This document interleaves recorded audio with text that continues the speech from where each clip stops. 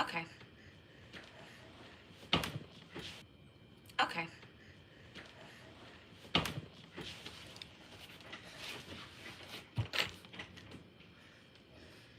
Number two, part two. All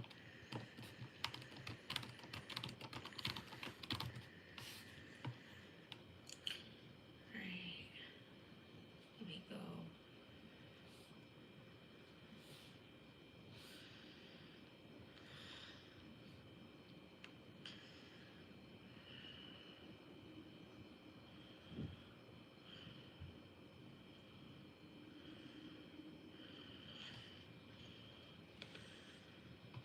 No, Ace, get down. We're back. Hi, Lori.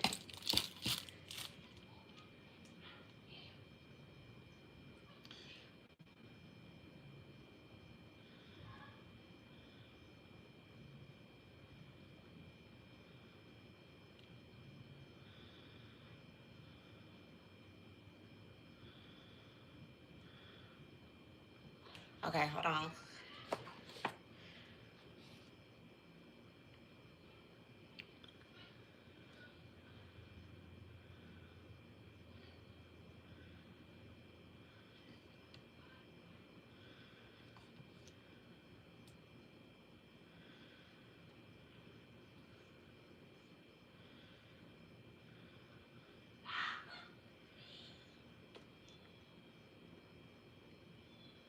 Hold on.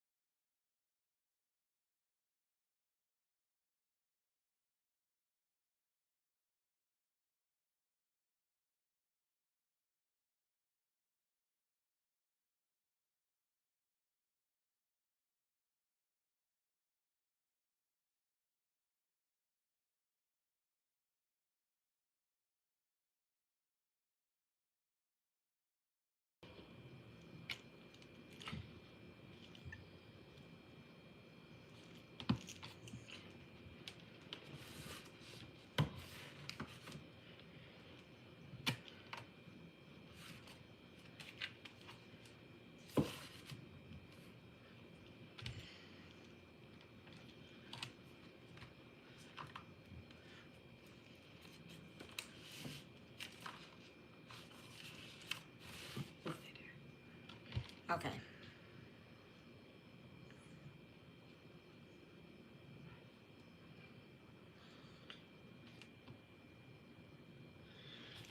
All right. I shared the video. Okay, so we are back. All right, so we're back. We're back. I am going to break down. I was talking about myself today. Okay, I'm breaking down my own birth chart. So, and I do this for other people as well too. All right, I do this for other people as well. So, I think that's why I'm doing it. I'm doing it so that you guys can see how the energy works in birth charts, my own birth chart, not just anybody's birth chart, my birth chart. Okay, how the energy works, what type of teacher I am, what type of healer I am, what type of spiritualist I am. I'm not one that just learns something, come online, teach it, hear somebody else say it. I've never been that type of person. Okay, and I think that it's important that you know, you freaking learn. People can stop being retarded.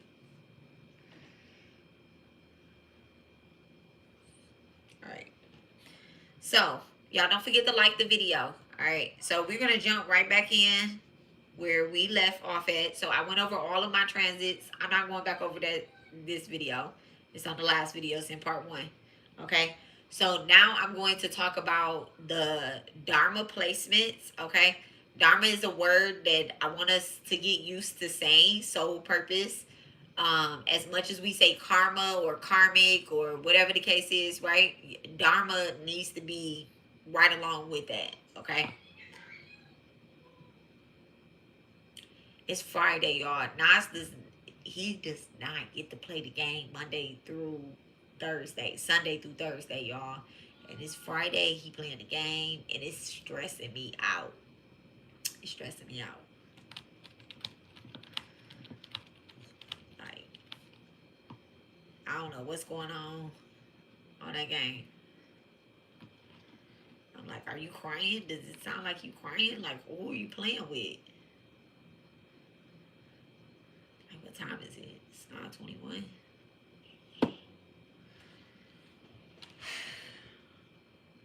I already did threaten him like 3 times. Like, what are you doing?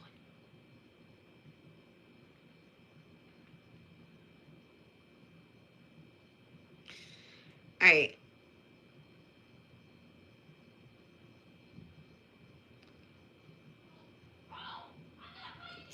Hold on 1 second.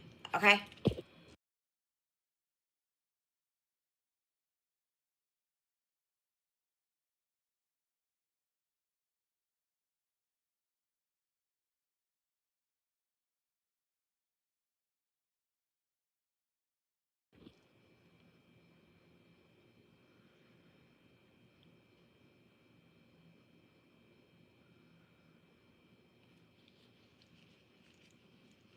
All right. So we are going to look at my first, fifth, and ninth house. Okay. So in my first house, I have um Scorpio. So first house represents your duty to yourself. Okay. Yourself, your duty to yourself, what you owe yourself, what you're supposed to be doing for yourself, how you're supposed to show up for yourself, all of that, right? Duty to yourself. The fifth house is the duty to your creations and your students. Okay, students, classes. I told y'all that the saints, the gods, the deities, the whole overall energy, the God energy is in the fifth house as well too, right? And then the ninth house is your duty to divine's order. Okay, to divine's order. So I am a Scorpio ascendant, and I have 3 water placements inside of my Dharma triangle. Okay, so I have Pisces, Cancer, Scorpio in those houses, right? So I have a water trine. Okay, I have a water trine. Now that Scorpio is a fire energy, but it's water still. But I like to say that Scorpio is like the underwater volcano of the water signs. Okay, they are originally naturally.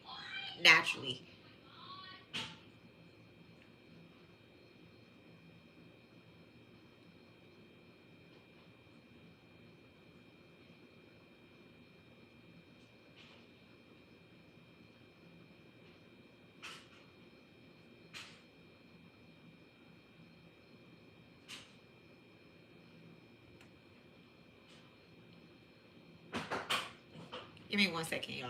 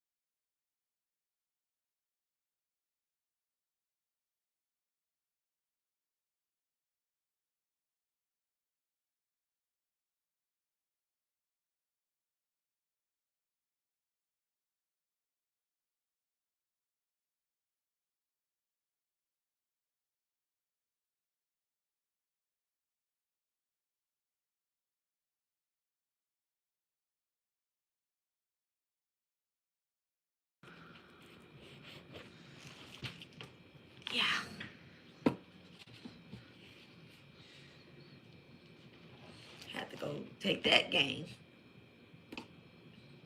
This boy took the controller apart and threw the little Joy-Con thing. No, absolutely. I literally just spent last weekend trying to figure out, like, how is it broke? How is it broke?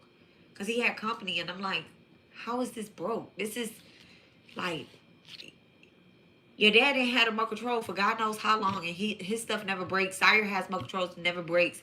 And I guess, like, he get mad, and I don't know, because he don't play the game enough. He don't know how to play. Yeah, no. Them is $100 remote control. Like, it's one of those dual shock remote controls. On top of that, you plan on, like, a customized PS5.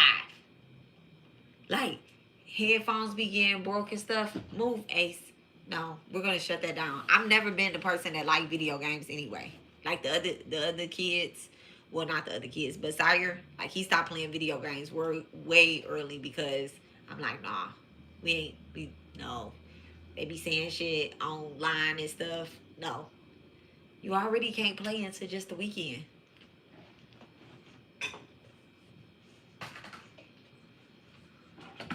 Like,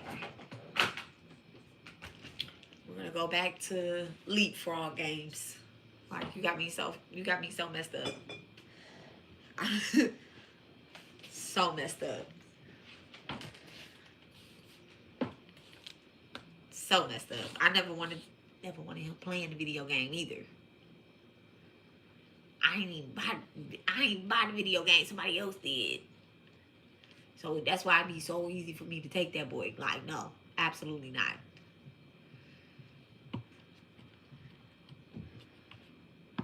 We're not doing that. You better go on YouTube and watch Corey Kent play. Ain't that his name? I think that's that boy name. I don't know, but no. I don't even like the shit they be saying online anyway.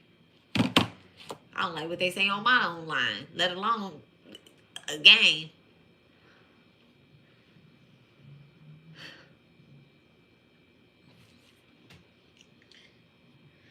Let me burn some incense. Let's ground that energy.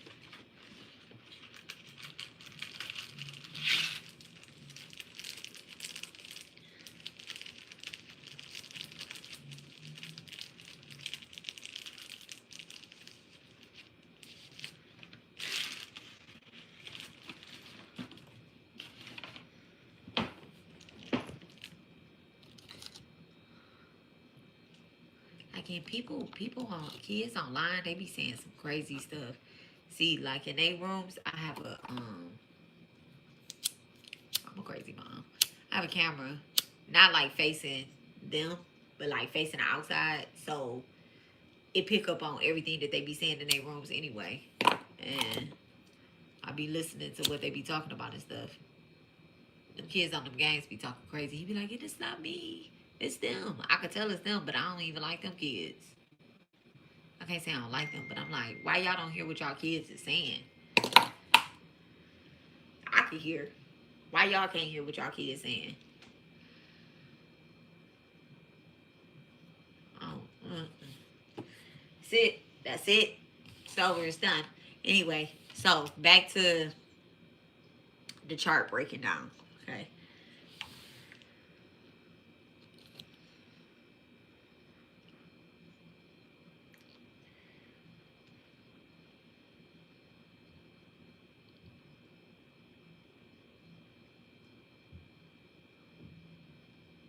I'll have to take him to the library tomorrow.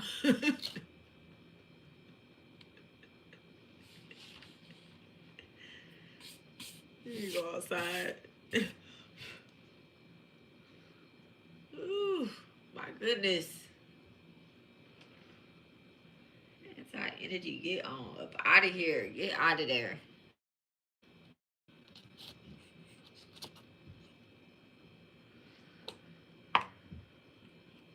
Let me go burn something in his room too. I'll be back.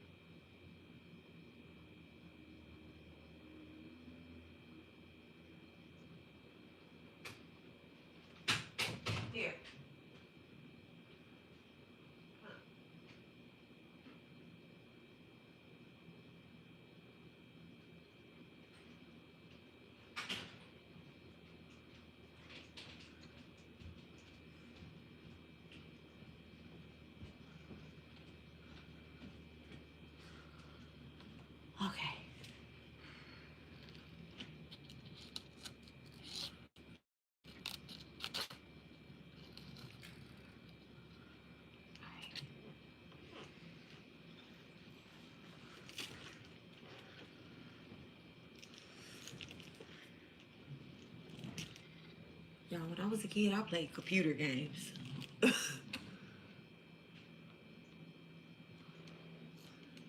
ain't interact with nobody on no game thing. Oh my goodness. Anyway. Okay. So the Dharma, all right. So when you are following your spiritual path, or you're wanting to go down your spiritual path, your journey, it's very important that you find your Dharma placement, okay? Your soul's purpose, right? I tell y'all about this, all right?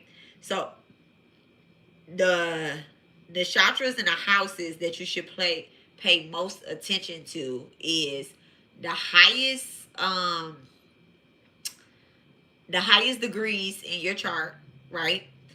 You should pay attention to that particular placement, and then also your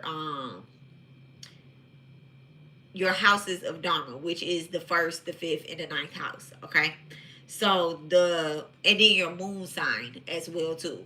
All right, your moon sign. All right. So lucky for me, my moon is in my fifth house. All right, my moon is in my fifth house. All right. So da da da.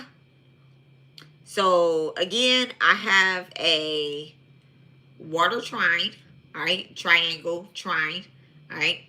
My triangle of purpose, the houses, all right. So the very first one is my personal duty, who I am, all right. Self character, my the right action that one should follow is in your first house, okay.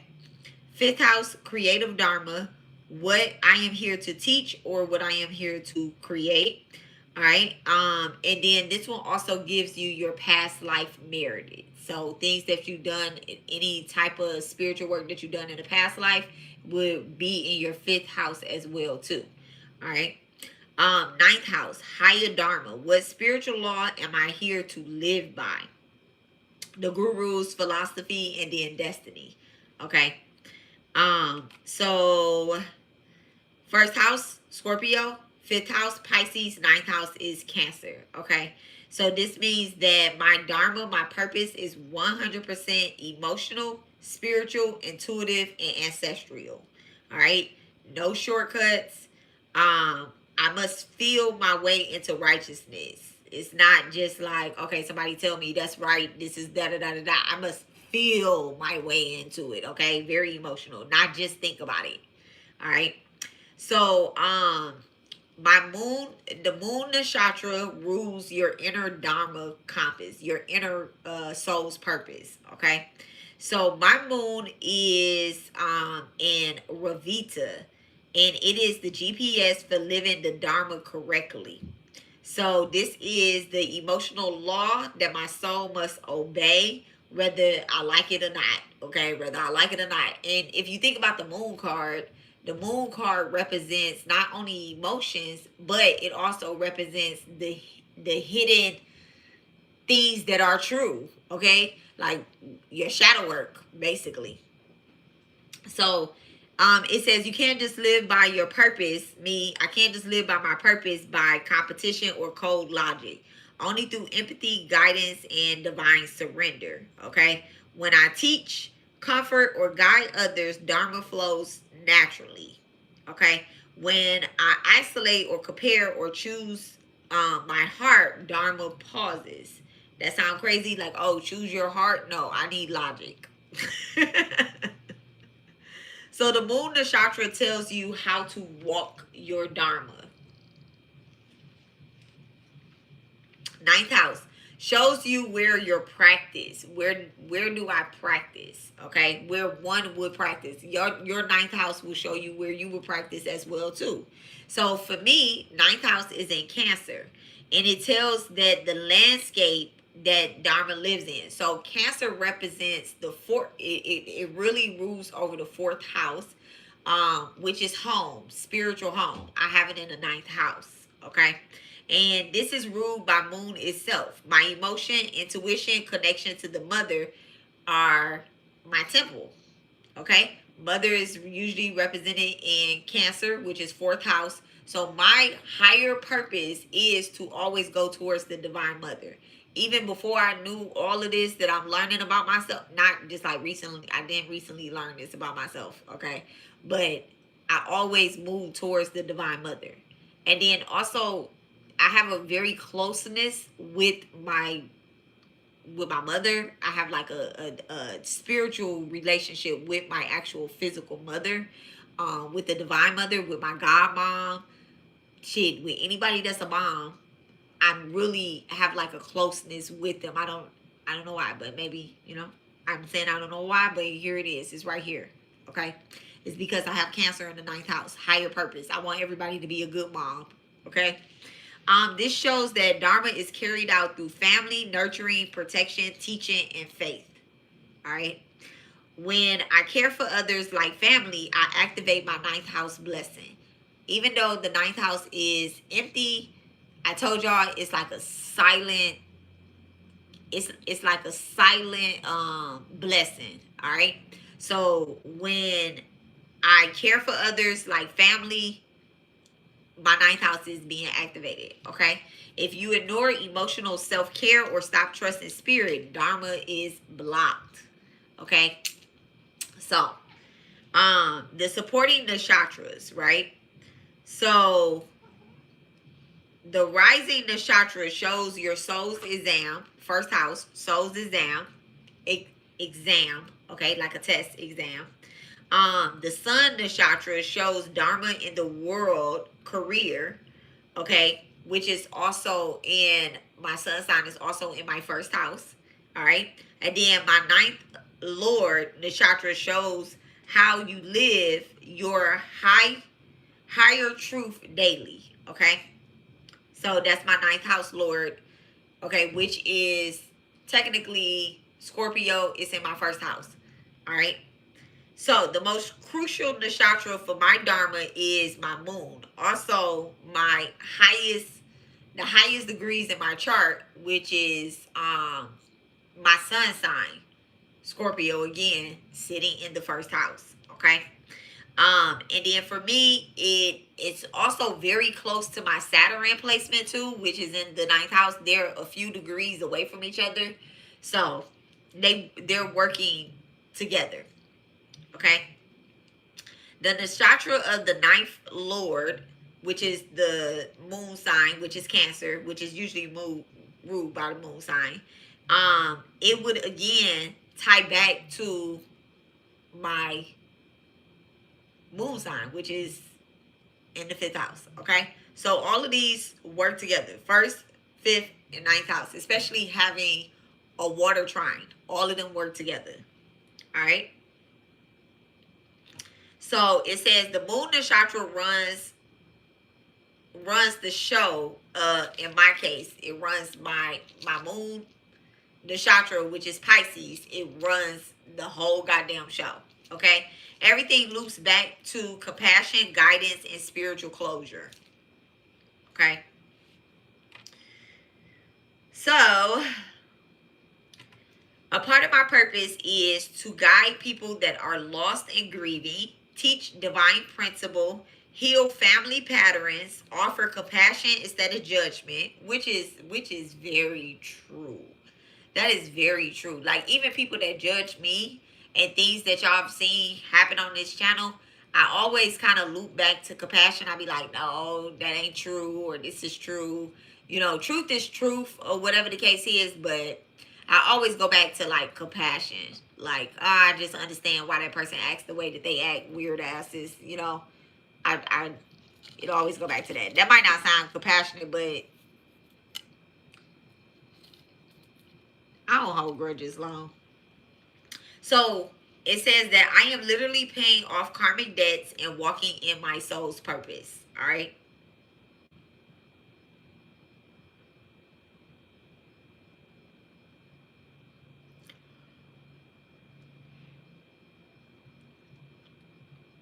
Sleepy. I'm going to sleep after this. I love reading by myself, but I'm going to sleep after this. All right. So, something that I don't need to read to you guys, but all right. So, ninth house, the house of Dharma in Cancer. Okay. So my Cancer is in the early part of my Cancer placement is in the early part of the zodiac. I mean of the transit is 10 degrees. I already said that to you guys. It is naturally ruled by Saturn, presiding over Jupiter. Okay, the divine guru. All right, the divine guru. Y'all heard that? Ninth house, divine guru.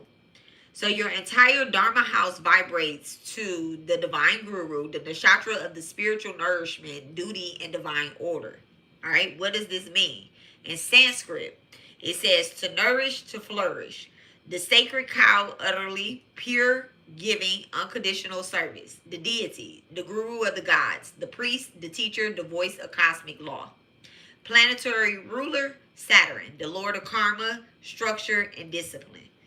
Naturally, this nakshatra blends naturally with Jupiter's wisdom, and Saturn's responsibility. Perfect for souls like minds that teach divine law through experiences, okay? Because Saturn absolutely makes you experience everything that is necessary for you to experience, okay? And Saturn does it in a very, it's so crazy because when a couple years ago, I was like, I'm gonna work on my Saturn placement. I'm gonna start studying Saturn. I'm gonna study my Saturn's placement. And the minute that I started doing like mantras, because mantras is in the 5th house, all right.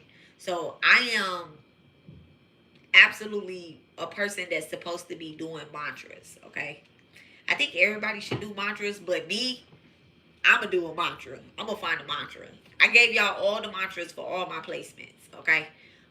In English, there, you know, you can also say them in Sanskrit. It doesn't change anything, okay? The Divine Mother speaks 999,000 million languages. Divine speaks 999 million languages.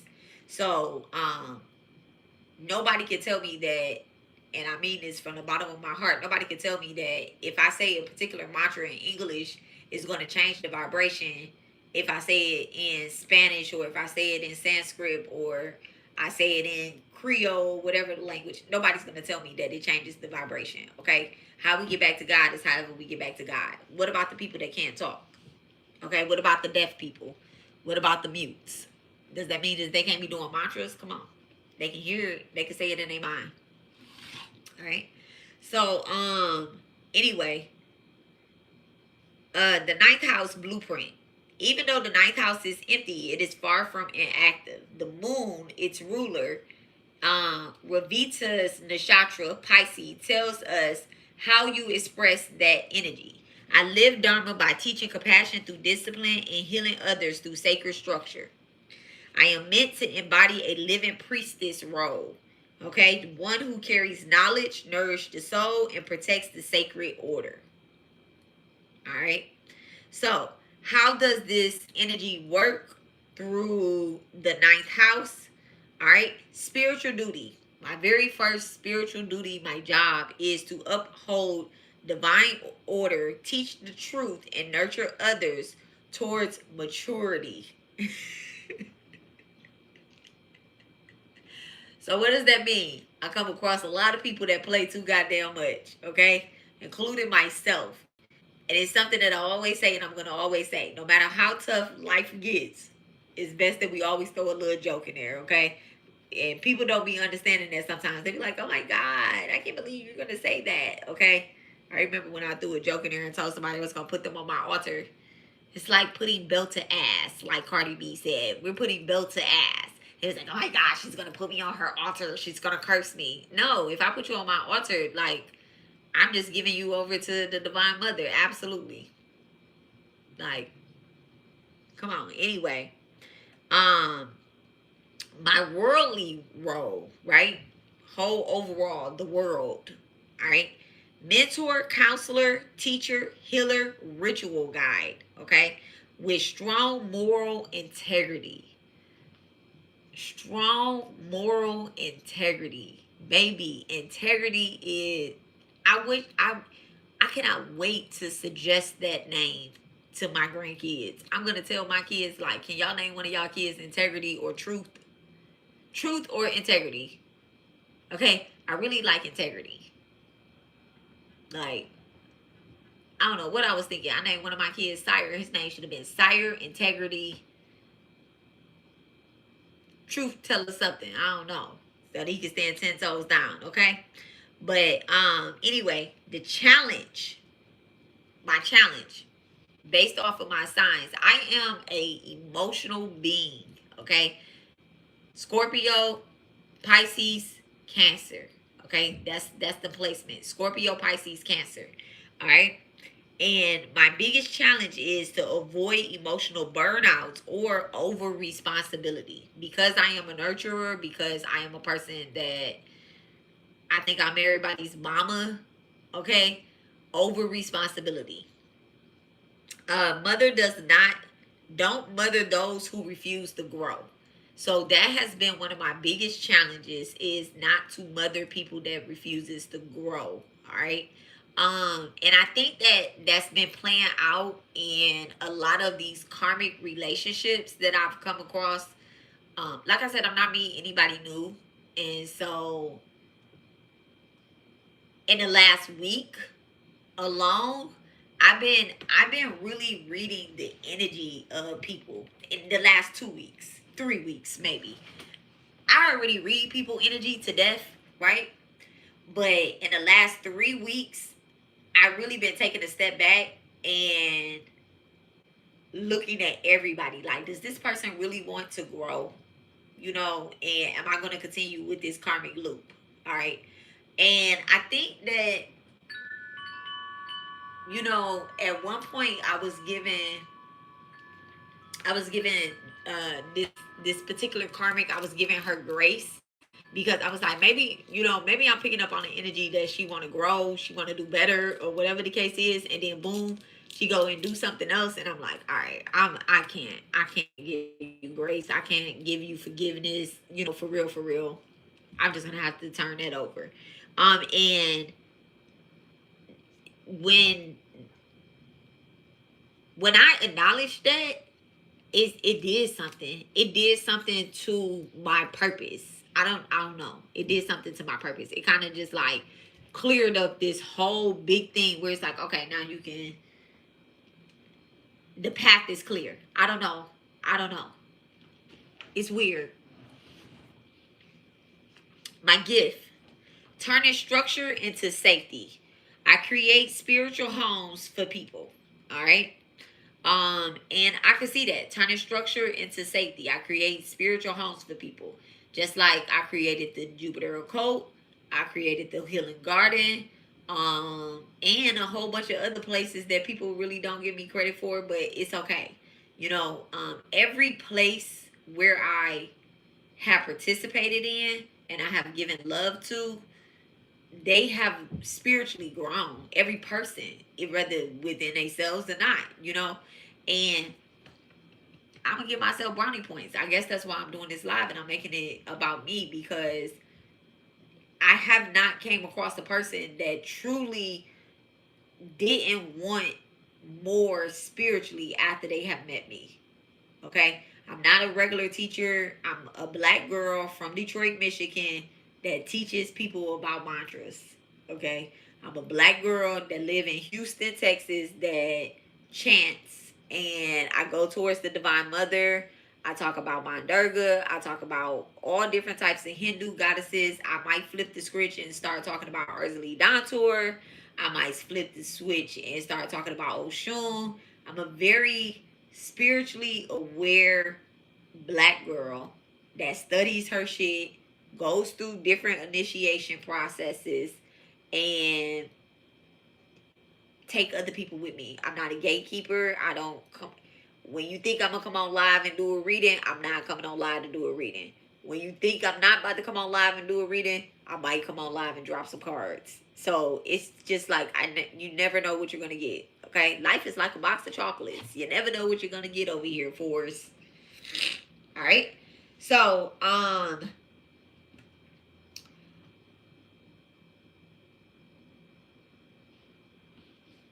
so I have a daily mantra. Okay, I have a daily mantra. This reminds me of Halle Berry's song "Angel." Haley Bailey song. And you know what's crazy? I love that song. I love that song. And if you go on her, I actually made a comment, and I just read, people were saying, people were replying back to my comment that I made on her video. Um, because that song reminded me of Sakai. Like it made me cry when I first heard that, and it reminded me of Sakai. And I had commented on it, and I just, when I was going through my page looking at them comments, I seen that people were replying to it, and I was like, hold on, let me go check out what people were saying. And it was a lot of uplifting comments. I'm glad that I seen that, but I love that song. I love that song. Okay, so my dharma, my purpose is not about being loud. It's more about being the vessel. And when I read this, it really just kind of hit me, because one of my prayers to divine is, and I say it on here.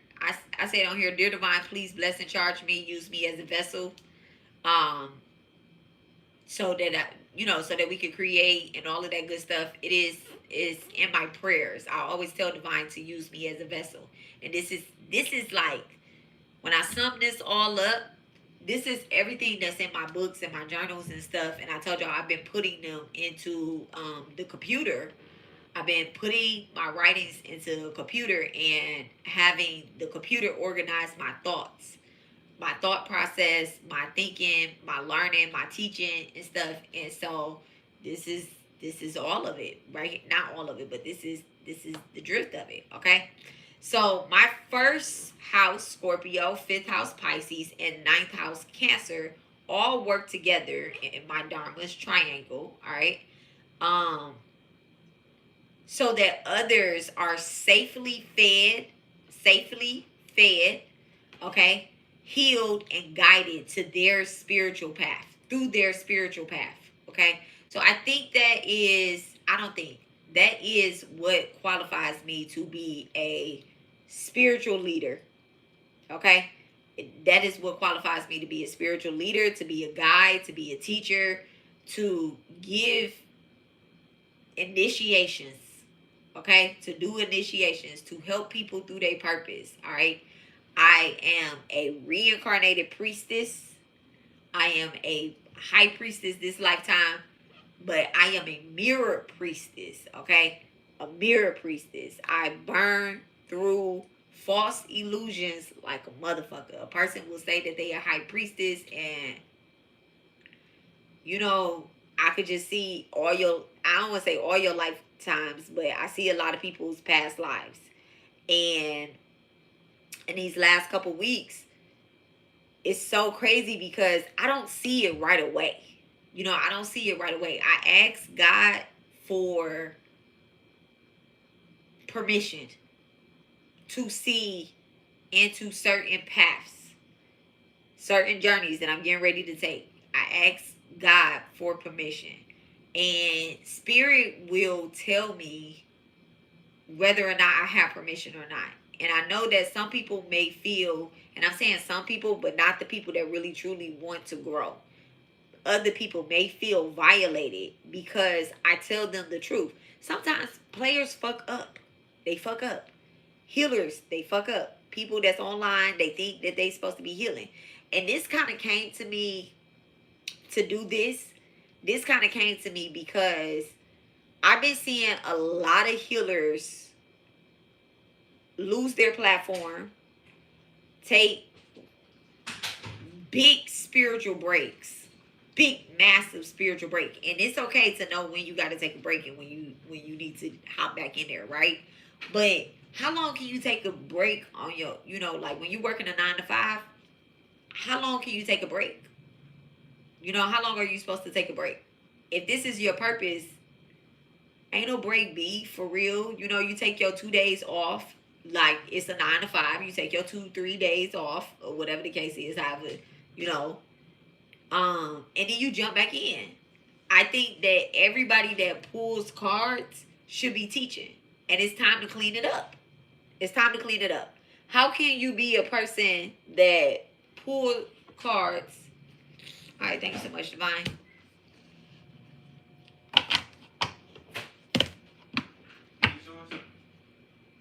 What's that? Noodles. No, that's nice. Hey, thank you so much, Divine. Can you give me some weird cards? Give me some weird energy cards. Okay, there we go. 5 of Cups.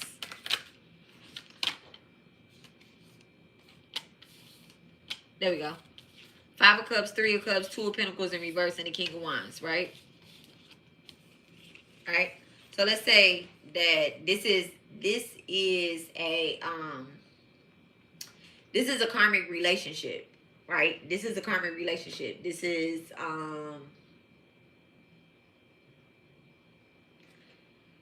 Aries, Leo, masculine man that is unbalanced, right? Can't make a decision, can't grow or whatever because he has too many women around. Maybe, you know, whatever the case is, probably needs to isolate himself.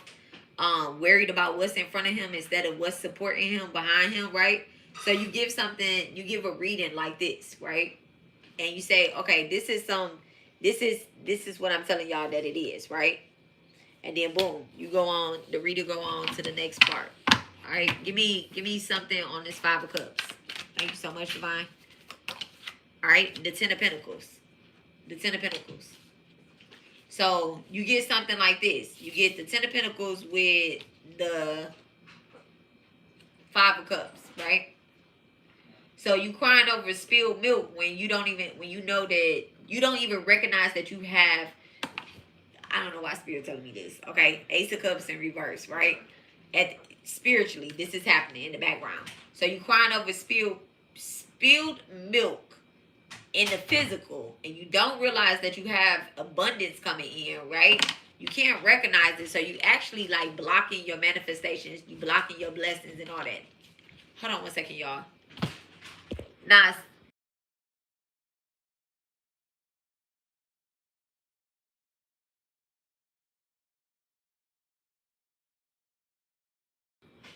Hold on, y'all. Let me get something to eat.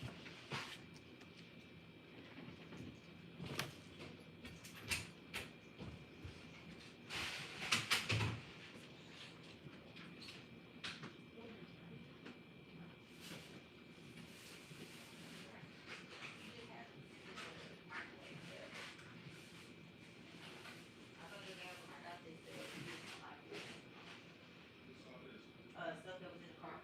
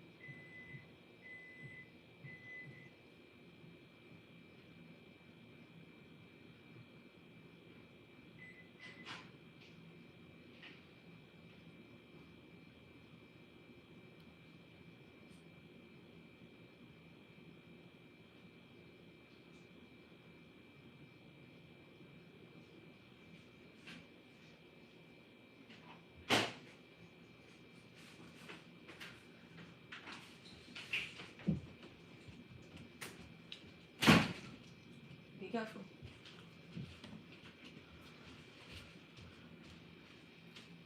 Okay. All right. So, all right.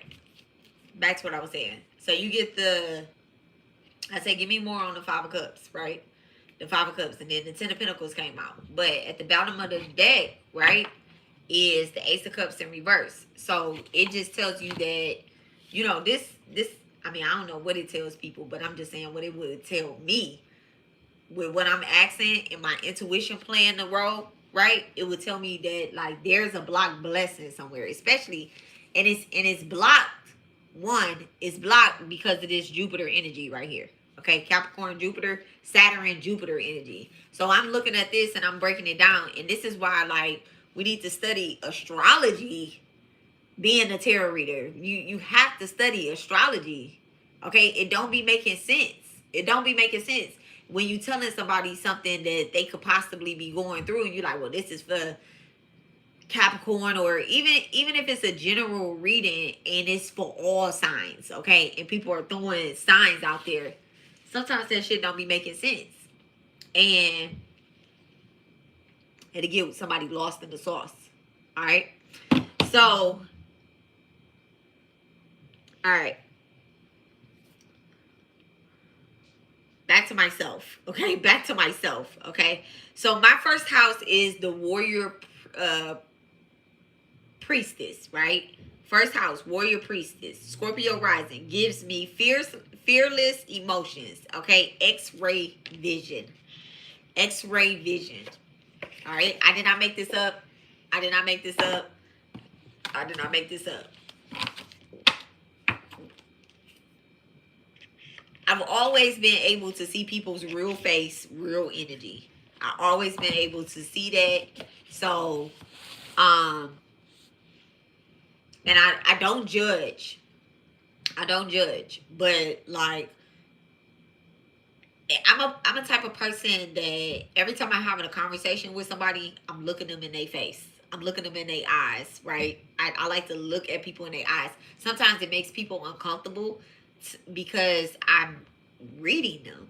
I'm absolutely reading them. If I see a picture of somebody, I could see their real face. And sometimes it doesn't make sense to people. And so I've seen being on the internet, I've seen a lot of weird people in the spiritual community. I've seen a lot of weird people in the spiritual community that have unhealed attachments, and also misplaced desires. Like they really want to be on the internet like very bad, and it's like, I don't know. Okay, so first house, warrior priestess. Okay, Scorpio rising gives a person fearless X-ray vision. You become your own teacher. Okay, people learn from how you survive and transmute darkness. Okay, not only am I a Scorpio rising, and we are learning how I have transmuted through a lot of darkness. I tell y'all my story. Y'all watch me go through my story. Y'all watch me be spiritually attacked. Y'all watch me heal from it. Y'all watch me go back and forth on whether or not I'm gonna address these hoes or I'm not gonna address these hoes. When I'm not addressing these hoes right now, right? Y'all watch me go through those karmic loops, right? And not only that, I'm a life path number 1. Okay. And I know people will, like, I don't know, like one is just that it's the first one out the box. Okay. It's the first one out the box. Like, oh, my ears just started ringing. Okay. Nobody is a life path number 0. Nobody is a life path number 0. There's the first one is life path number 1. Okay. Every reinvention, career shift, spiritual rebirth, healing crisis is part of my soul's purpose. Like I told y'all, every career shift, every healing process, Every single thing that I do is part of my soul's purpose. And I'm always saying, okay, spirit, where we going next? What we doing next? Okay. I have been, from the time that I started working, I have been a fashion designer. I have been a fashionista, you know, where I was going to shop for people, whatever the case is. I've been a cosmetologist, CNA, a nurse aide, a hospice nurse. I've been all of that. And then now I'm a cook. Okay? Now I'm a chef, cook, whatever the fuck. Okay? Now I'm that. Now I'm a director of a nonprofit. Okay? Now I am a healer, spiritualist, tarot reader. I don't fucking know what y'all call it. You know, whatever. Survivor. I'm a survivor. I'm not gonna give up. I'm gonna work harder. I'm a survivor. Alright? I'm motherfucking Beyonce in this bitch. Alright. So how would one with a Scorpio rising, how would I activate my Dharma is something that I had to learn how to do. And I decided that I'm going to be in daily discipline. Okay? I am going to create rituals. I am going to do my shadow work by journaling and also physical movement. So that is why I get up and go to work every day. That's why I get up and go to work every day. Every day. Even when I'm not at work, I'm off. Today my off day from the 9 to 5. And I was like, oh yeah, I need to be working today. I need to be doing something today. I mean, we went on a little date earlier, but all while we was on the date, I was putting my stuff in order about work. Talking about work. Me and my husband was talking about work. Okay? Okay. So, my 5th house, the mystic mother. Okay? The mystic mother. So, in the 5th house, I have Pisces. All right? Ravita Moon, compassionate midwife for souls. Okay? I'm a midwife for souls. I feel what the collective cannot say. All right? This is what makes me a qualified teacher, a qualified healer. I feel what the collective actually cannot put out in words. I have so many people that come to me and they be like, I don't know how to explain it. And I'm like, but what do you feel like? And they be like, I don't know. I don't know. And then I have to examine their whole body. You know, using Reiki or using the dowser rods, or I don't really use cards when somebody can't articulate what it is that they want to say.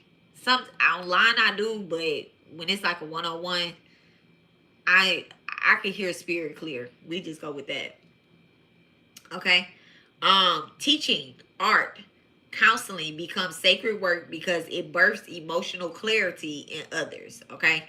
Well, I guess it is tarot reading too, because I come online, I read cards, and people be like, okay, yeah, you know what? I can relate to that. That is happening. That's exactly what's going on, you know? Okay. Activated. How do I activate my 5th house, y'all? This is a big one. This is a big one. Music. That's the first one. Music. Music, music, music, music. Writing and dance. Music, writing, and dance. Music, writing, and dance. If I want to get close to a deity, all right? If I want to get close to a deity, the very first thing I'm going to do is write them. And then I'm going to be listening to their mantras or their music, their songs, leelas. They're called leelas, their songs. And then I'm going to dance. And then I'm going to dance and freely express myself, movement, because I have Mars sitting right there close to my 5th house. All right, creative forms of expression. Absolutely, Lori. That's a good way. Look, that's the professional way to say it. Creative forms of expression. Okay. I like that. You're so smart. Mentoring the youth. Okay, mentoring the youth is another way that I activate it. Creative rituals, and keeping boundaries so compassion doesn't drown me. is another way. So I actually have big boundaries. I actually have big boundaries. Motherfuckers be crossing them motherfuckers, but when they cross them, I be like, okay, let me drag you into my space. Then you want to cross my boundaries, I'm going to drag you into my space. I'm going to trigger you until you get the fuck up out of this boundary, feeling very comfortable in your own healing. Okay, I actually have big boundaries. Okay, and this is another thing too. I don't just practice what I preach and preach what I practice. Okay, I live by what I say. I'm never going to be the healer. And this is for those that, want to read my energy or anything like that, right? I'm never going to be a healer and tell you I'm about to be messy. I'm about to be messy real quick, right? I'm never, and this is not comparison. I'm not comparing myself to nobody on this internet. I told you I ain't seen no reader break down a chart. Never. Never. Nope. I'm still confused about what this man chart is. I was gonna say flight boss. But I'm still confused. I just know he got major Aries placements, but I'm not sure if he really got major Pisces placements. But I don't know. It ain't my business. I ain't about to try to digest that. Okay, I ain't about to try to digest that. But I haven't seen no reader break down. I haven't seen no spiritualist, no healer break down a chart ever. So I'm breaking my shit down so y'all can just understand this. But so this is not no comparison, but I'm never going to be the healer. This fifth house energy keeps me from being the healer that says that you should ever accept any type of cheating. Okay? You should ever accept anybody treating you like you less. I'm never going to be like, oh, well, maybe they're going through something and y'all could just work it out. I'm never going to be that person. I'm like, yeah, no. Let's figure out where your Venus, Saturn, and Jupiter placement is to see if this really your man or your woman or your person or anything like that. You are the first I ever seen do it. Okay? Thank you. Thank you for that confirmation. I thought I was, but I don't know. I think people are kind of scared to break down their own. Oh, I love Soldier Boy. She said I'm like the Soldier Boy of the spiritual community. I'm about to take a screenshot of that. That's dope as fuck.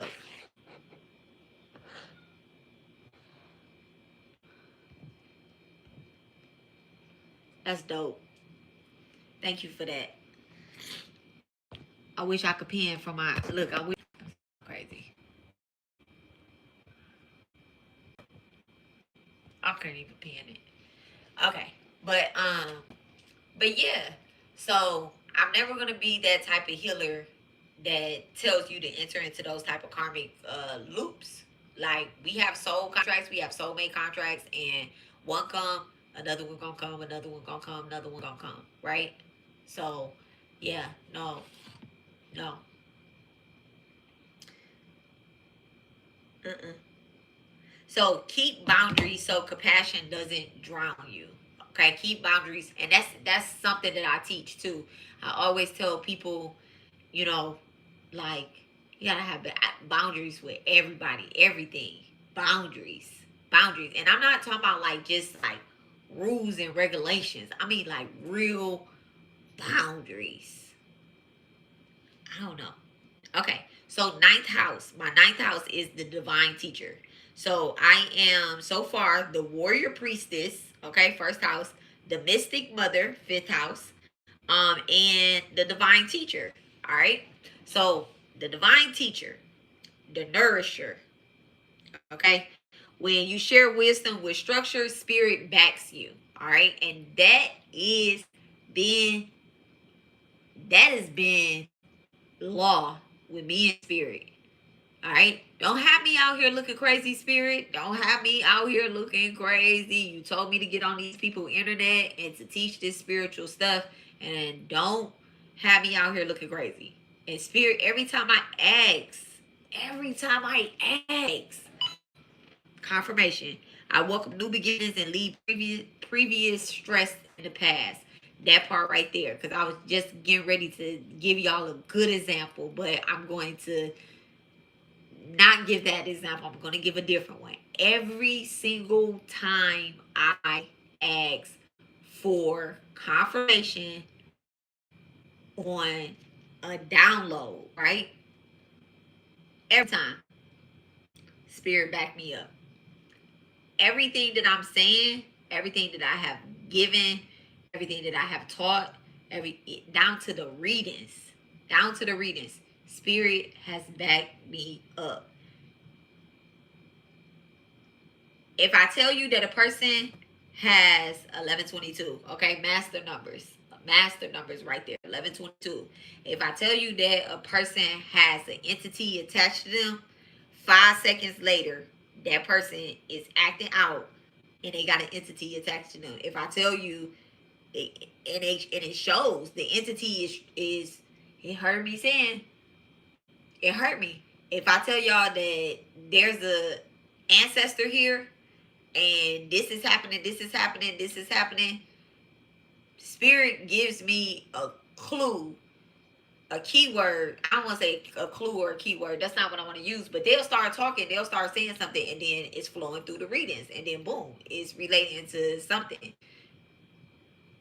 When I'm teaching and I'm saying something, even right here, what I'm saying, Spirit is backing me up. These are facts. These are not. I didn't just pull this from my ass and say, okay, well, I'm supposed to be a spiritual teacher because I'm a Scorpio rising, I'm a Pisces moon, and I got Cancer in the 9th house. I didn't say that. This ain't me. This is not me. I didn't make this up. If you go and you look it up, there's a person with Scorpio rising, Pisces moon, and Cancer in the 9th house. Is their spiritual purpose in line with being a spiritual teacher? Is their dharma? Don't even say spiritual purpose. Is their dharma, their sole purpose in line with being a teacher? Even if I wasn't a teacher here, a spiritual teacher, I would be in the elementary teaching kids how to balance their emotions with, oh my God, little baby, your mom doesn't love you, I'll adopt you. Okay, but Spirit was like, listen, bitch, you can't adopt everybody's kids this lifetime. So let's put some boundaries, some compassionate boundaries here. Okay. So I am meant, and this is me having an empty 9th house, right? My highest dharma, Cancer. I am meant to create a foundation, a system that feeds others spiritually. Okay? That feeds others spiritually. Courses, rituals,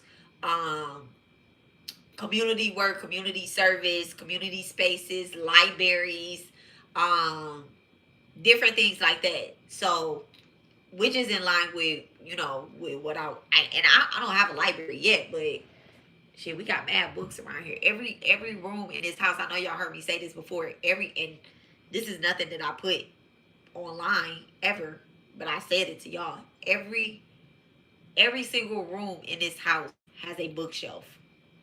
Every single room in this house has a bookshelf. Okay. Every single room in this house has at least 3 or 4 books stacked up on it. Okay. I go to bed with a book.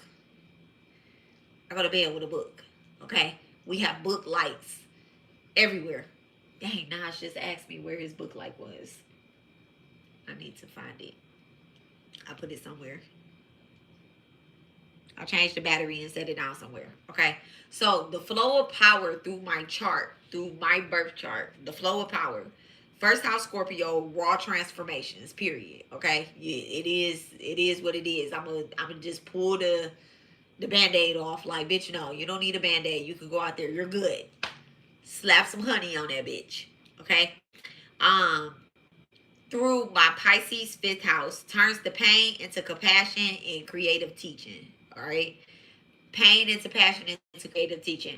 I don't think that I touched that until, I don't think that activated that 5th house. I don't think that activated until I came into union with my twin, with my baby, spiritually. I was already doing a lot of ancestral work anyway, elevating my ancestors because my father had got killed. And My cousins had got two of my favorite cousins had got killed too, and my grandmother had got killed. So I was already doing a lot of ancestral work to elevate their spirit ambiance to me. But when somebody broke it down to me, like how my deceased altar, because you can have a living altar and then you have a deceased altar, right? How my deceased altar had a lot of unstable energy on it because everybody that I had on it had been killed. And when that was broke down to me, I was like, hold on, that's why a nigga in here tripping so bad. So I had to separate the energies. I had to separate the energies and house them in different corners. Okay, house them in different corners. So, and put away some of the obituaries. Okay, and get actual pictures of them when they were living, as opposed to the obituaries. And that's not nothing that was like somebody said, like, oh, put the obituaries away. That's something that spirit spoke to me about, because the spirit was angry that they're looking at their obituary as opposed to a picture of when they was happy. And so that's ancestral veneration that was taught to me by spirit, and the energy has completely changed. It's completely changed. Now I just have a father, a mom, and a son on my inside altar. And everyone else, they get elevated during their, not elevated, they get a knowledge all the time. But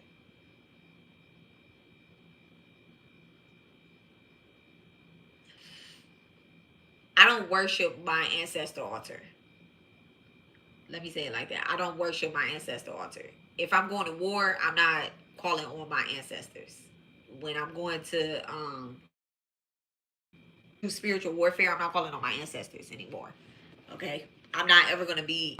Let me not say I'm not gonna ever, because my ancestors, they do the work without me even asking. That's it. Spirit backs you. So let me go back to that part right there. When you share wisdom with structure, spirit backs you. Okay, with structure. Structure meaning that on Sunday, on Saturdays and Sundays, structure at that ancestor altar. Structure, okay? It's organized, it's clean, the linen is clean. If coffee spill on it, I'm snatching that linen up, I'm washing it right away. I'm wiping the table down. I'm making sure that the portal that's sitting behind my ancestor altar, because I am a seer, first house, I see through all illusions, right? So being a seer, I see when the portal, it goes from this small, right? And the more that I feed energy into that altar, it gets this big. And then boom, I have a gain of ancestors coming through a portal. And I'm like, nah, no. So it's two different vibrations that I call on. And I got my deity altar, my gods, my divine mother, my divine father, my,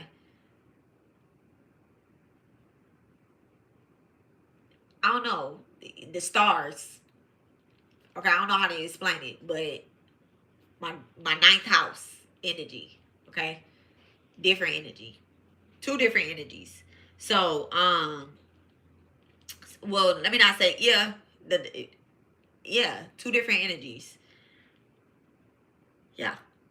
Okay. So ninth house, the divine teacher. This is me, the divine teacher. Okay. When you structure wisdom with, I mean, when you share wisdom, you structure, wait, spirit backs you, or whatever the case is. Okay. So ninth house is structure. It is structure into nurturing philosophy for the world. Okay. So I have to be very careful about what I teach, and I have to make sure that, just like I said, I had to close up. I blame, when I'm being immature, I blame spell work for me closing up my Twitter when I'm being immature. But when I'm really being in my purpose, right? When I'm really being in my purpose, this is accountability right here too, okay? When I'm really being in my purpose, that Twitter needed to go. It needed to go because it had a lot of unstructured chaos magic on it, okay? Um, I went through a lot of transformations and I will always tweet about them. I went through a lot of initiations. I went through a lot of fire and a lot of wars. And the way that I would wartime, okay, get through those wars would be for me to use my powers sometimes unfairly to the other person because I haven't met anybody that can match my energy on this here internet, right? Like I haven't fought up against anybody that can match my energy. Like they always have to do something weird, like wish death magic on me. Like let me just take this whole bitch out, okay? But based off the work that I'm here to do, there are people on this planet that was born to save me, that was born to keep me on this planet. And that sounds kind of fucked up, but it's the truth of the matter. When I'm really Gemini Lilith, Dark Mother, I have a lot of children out here. I have a lot of children out here that will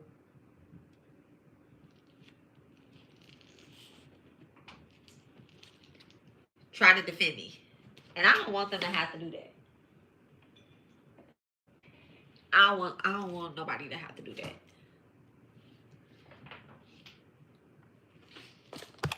So we already been through that. We went through that. I didn't sacrifice my son like somebody said that I did. I didn't sacrifice my son. I wouldn't do that. That was stupid. I forgive you for saying that too. You was bad because my first house was reading the shit out of you.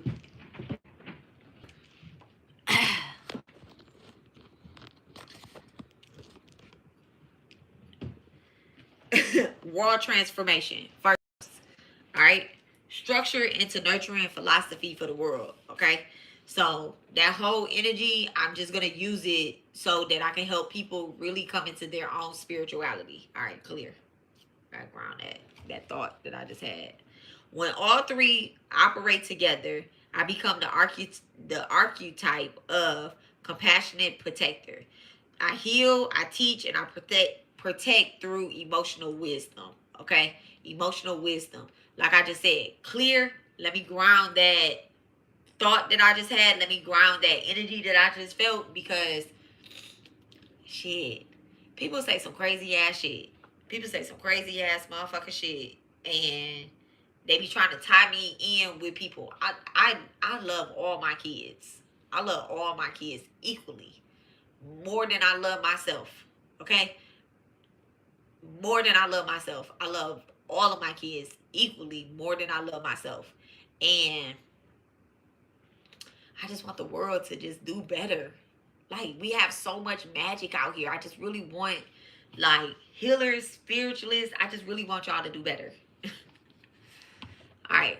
So, the Dharma affirmation for myself is I transmute darkness, Scorpio, teach through compassion, Pisces, and protect divine order, Cancer. My life is the temple through which Dharma flows. Okay? So, again, with my deities, I went over this in the first live. Again, with my deities, the time that we're in the Kali Yuga time. And I am sitting in the midst of it. Okay, I'm sitting in the midst of it. I am my deities that are at my head naturally because of my placements that have come here to assist me is Mitra. Mitra, the god of friendship, devotion, and cosmic contracts. Justitia, Endor, the Lord of divine authority and courage. And then Scorpio itself is ruled by Mars and Ketu, Rudra. So Rudra and Kali are my deities. Like, they my head deities over time. I'm a protector and a destroyer of illusion. Okay? So, I don't know what else, you know. A part of my dharma is self-mastery, cutting through deception, Kali, and then Ruja, while maintaining loyalty to the divine truth. Okay? That. I think this is like really it.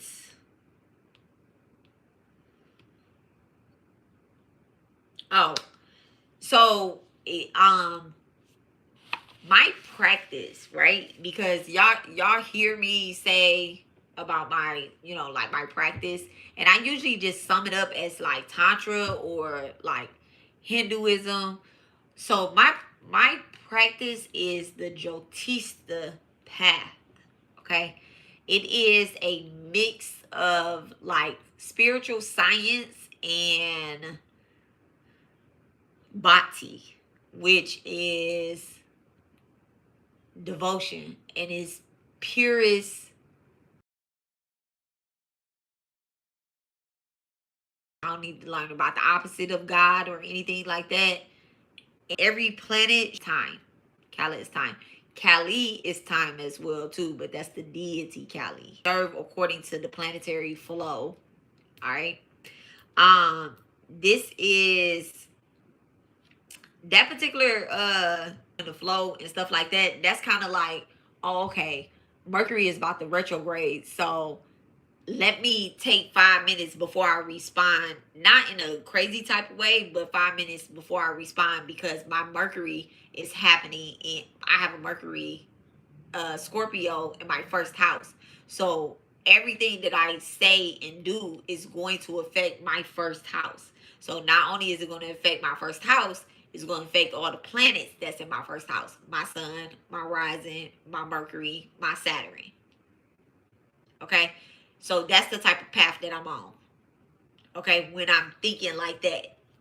Synchronicities, like putting, okay, I'm catching 777, you know, all day, every day, thinking deeper into it. This is what the Jyotista path is about. All right. Honoring the 5 great debts. All right. The 5 great debts. This is something, this particular path, the soul's purpose, how to transmute, translate, heal, not collect any extra karma, and get your blessings in. Okay, the 5 great debts. All right. These debts are mechanics of the Jyotishta path. They tell you how to realign the light when karma drifts. Okay, how to realign the light. So this particular path has helped me. Oh well, let me tell y'all the last one. The last one is for the Jyotishta path. My path is serving as a bridge between the worlds. A true Jyotish, right, aligned soul is part priestess, part scientist, and part counselor. Okay, you help others see their darkness in the light of truth, compassionately and not judgmentally. Okay, so that's the path that aligns with everything that I like, everything that I do, everything that I teach. That's it right there. And I really think that that is like, it's so on point. Look, it's so on point. Once I find out like certain things about people, I immediately break down a birth chart. It sounds like I'm violating some type of spiritual HIPAA policy or whatnot, but I find out why people act the way that they act. That's the scientist in me. Like, I'm trying to figure out, why is this person acting so weird or funky or whatever the case is. All I need to know is where one house is. If you say I have Libra in the third house, right? You say I have Libra in the third house. I know you got Scorpio in the fourth house, and then boom, I figured the whole thing. I figured the whole chart out. Okay. Let me find out that rising sign. I figured the whole chart out. Okay. So, I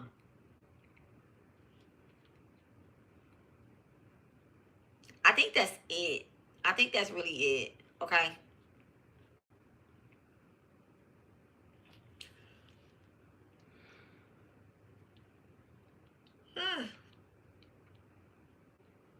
So yeah, I think that's really it. That's like me breaking down. I broke down my chart. I broke down my purpose, my dharma, my karma. Um, so these are the things that kind of just like qualify me to uh be a spiritual teacher. Like, and I really want y'all to think about like the healers or the spiritualists that you go to. It's you don't want to go to a you don't go to someone, a doctor that speaks Spanish and you don't know a lick of Spanish. How are you getting what you need? How are you getting what you need? So when you come over here, if you're not when you come onto my page, if you're not ready to heal or see the truth, hear the truth, know the truth, you on the wrong page. You asking the wrong healer to assist you. Okay. And even people that's not asking me to assist them, if you're coming on my page and you ain't ready to hear, see, feel the truth or whatnot, you probably need to just move around. So yeah. I hope as a spiritual community, like we all just do better. We're picking spiritualists, um,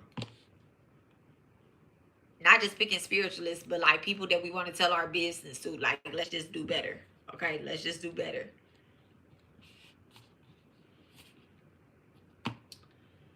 All right. So again, if you guys, this is something that I offer to people or whatnot, is like breaking down their charts. And then I was gonna do the 5 great debts, but I only had two new people fill out the form. And so I'll probably do that another day. I'm gonna do it when I have like maybe 4 or 5 people. Baby. Ugh. Maybe. No, I'm gonna do it. It's structure. I gotta do it. I gotta do it. Them 2 people, they deserve it. They sat there and they filled out that little long form. They deserve it. But I'll go over it. I'll do that this weekend. We'll do that. We'll do that this weekend. I was gonna do it today, but today's Venus Day. I want to talk about myself. All right. Another thing too, I want to say that is super important is that even if you don't have an altar, right? If you don't have an altar and you just show up to God with God all the time, right? You show up to God all the time. You need to eventually try to manifest you a sacred space, especially if you are a healer, a spiritualist, or a teacher, because that energy has to be channeled and grounded somewhere. It has to go somewhere. If it doesn't, it's just going to oh yeah, play this back, Empress. So yeah, if you're a teacher or a spiritualist, you need an altar. You need an altar. You need an altar. Even at church, they have an altar. Okay? Because that energy has to be grounded. It has to go somewhere. If you're not a spiritualist and not a healer, but you're on your soul's journey, I really think that having an ancestor altar inside or outside would greatly benefit you, because I was just explaining to somebody earlier that they have so much ancestral debt. I'm like, the ancestors is they own you. They in you. They look. They in you. They ain't on you. They in you. And that energy is just it's gotta go so you can live your soul mission. You living out your ancestors' dreams. And they was like, ain't that the point? No, it's not the point. It's not the point. your ancestors need to do what they need to do so they can get their asses back down here on the earth, or they need to go ahead and go with big dog God. Okay, they need to go with big dog God. But when they was here, they probably, don't get mad at me. Do not get mad at me when I say this, right?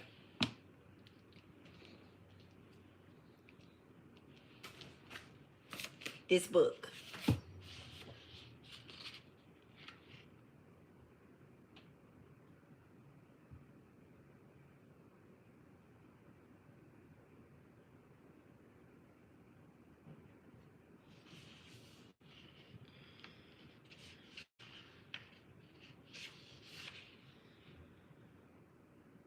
Hold on a second. Let me just read this.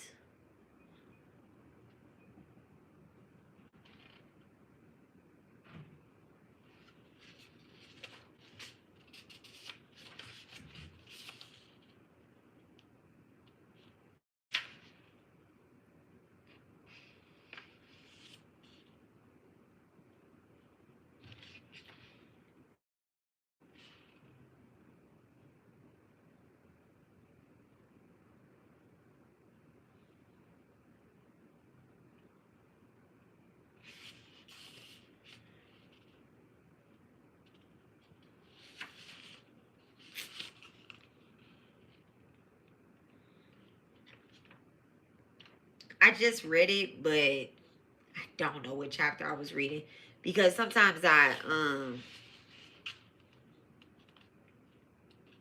just pick a chapter.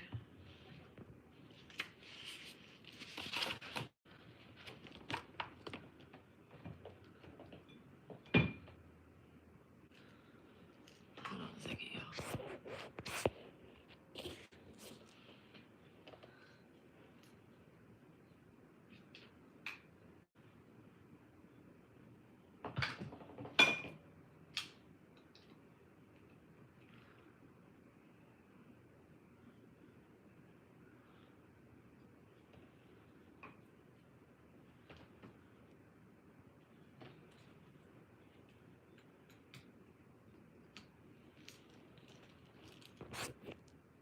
There we go.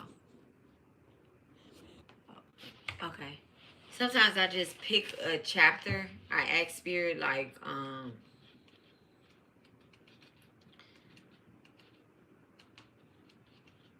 what do I need to know? And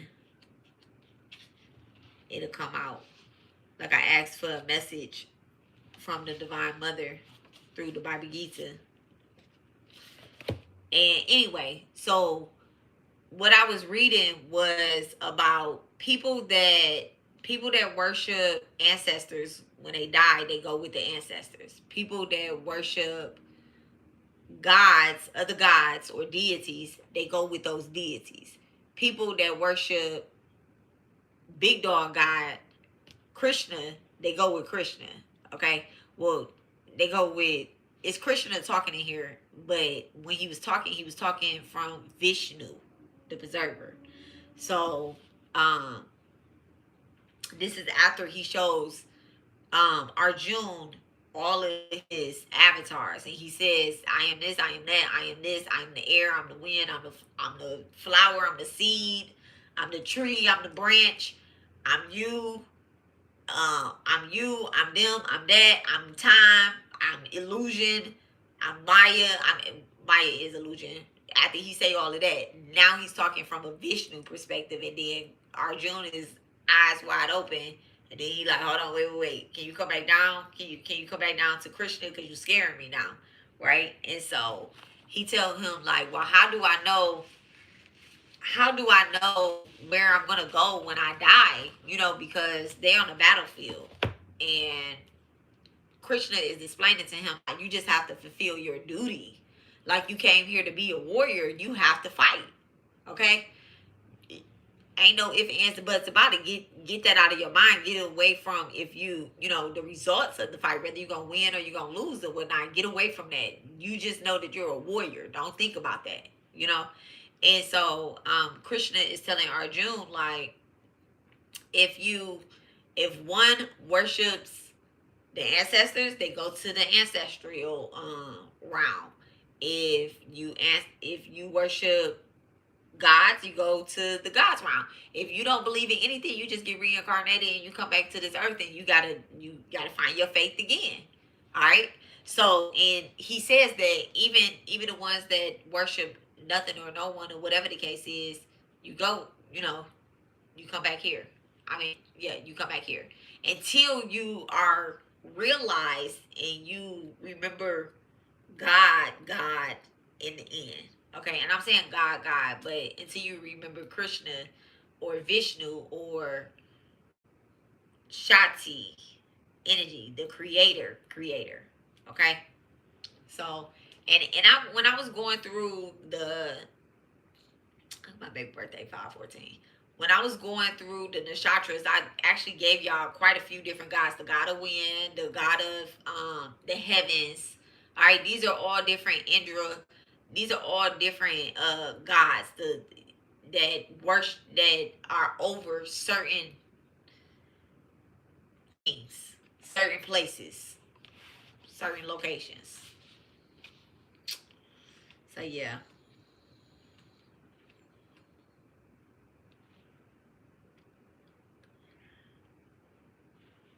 Dang, I wish I could find it. I think it's renunciation. I don't know, but this is my favorite chapter, so it might not be that chapter. But yeah, so like I was saying, you need an altar. You need an altar. The energy needs to go somewhere. The energy needs to go somewhere because you can't just be solely dependent on these cards. All right. If you don't have an altar, you need to take behind back to church and go to their altar. Okay, and let that energy go somewhere. You go to somebody's altar, but the energy needs to go somewhere. So yeah. And don't mix your ancestors and your deities on the same altar. Do not put your ancestors and your deities on the same altar. All right. If you only can have one altar, if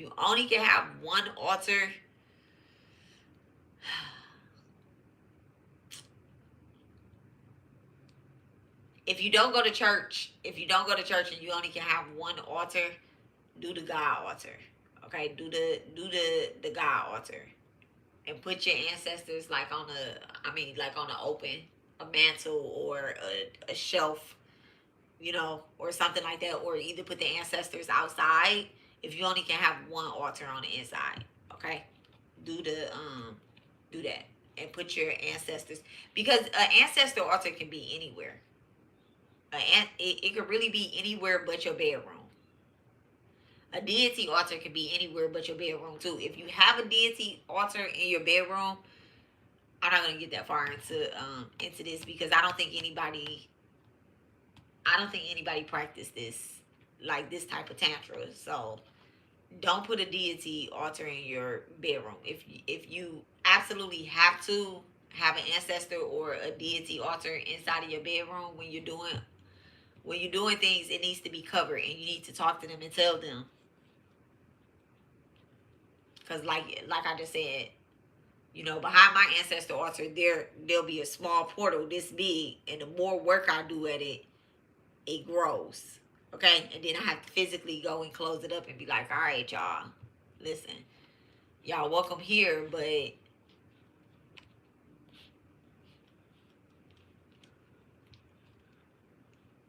my ancestors knows though. My ancestors and y'all ancestors know. So yeah, that's it. That's it. I think that's it. Let me ask my dolls to write something. Thank you so much, Divine. Do I have permission to dolls? Love and light. Hey. Hey, Amanda. Hey, girl. Thank you so much. Back to center. Back to center. Back to center. All right. Should I do a reading on myself? They like, yeah. All right. Thank you so much.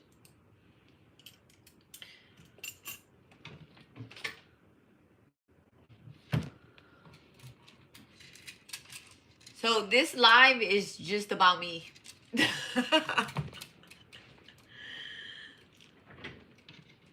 I went over my birth chart. Make sure my dress down. I went over my birth chart and I went over my soul purpose and how it's in my birth chart.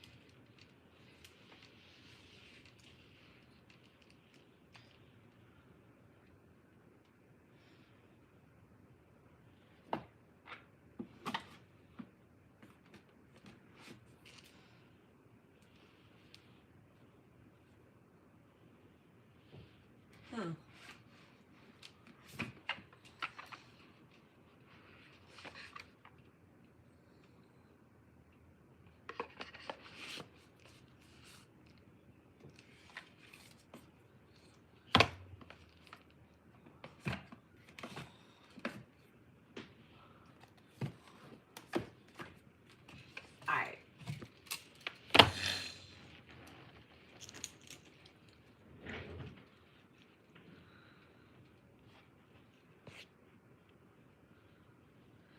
Hey girl. You said you haven't seen me in the feed, but recently, yeah. Look, they be doing that. They be doing that. They put me in people's feed when I'm acting up. Like,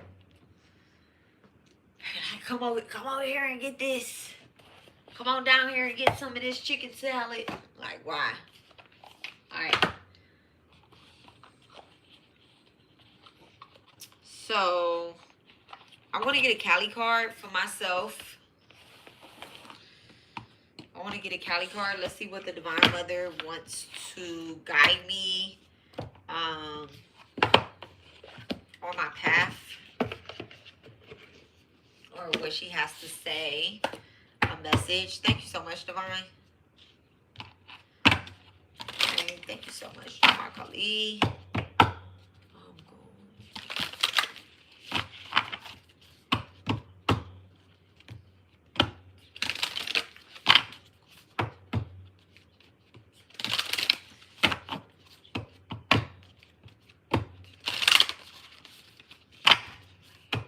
What does the Divine Mother want me to share about myself with the collective?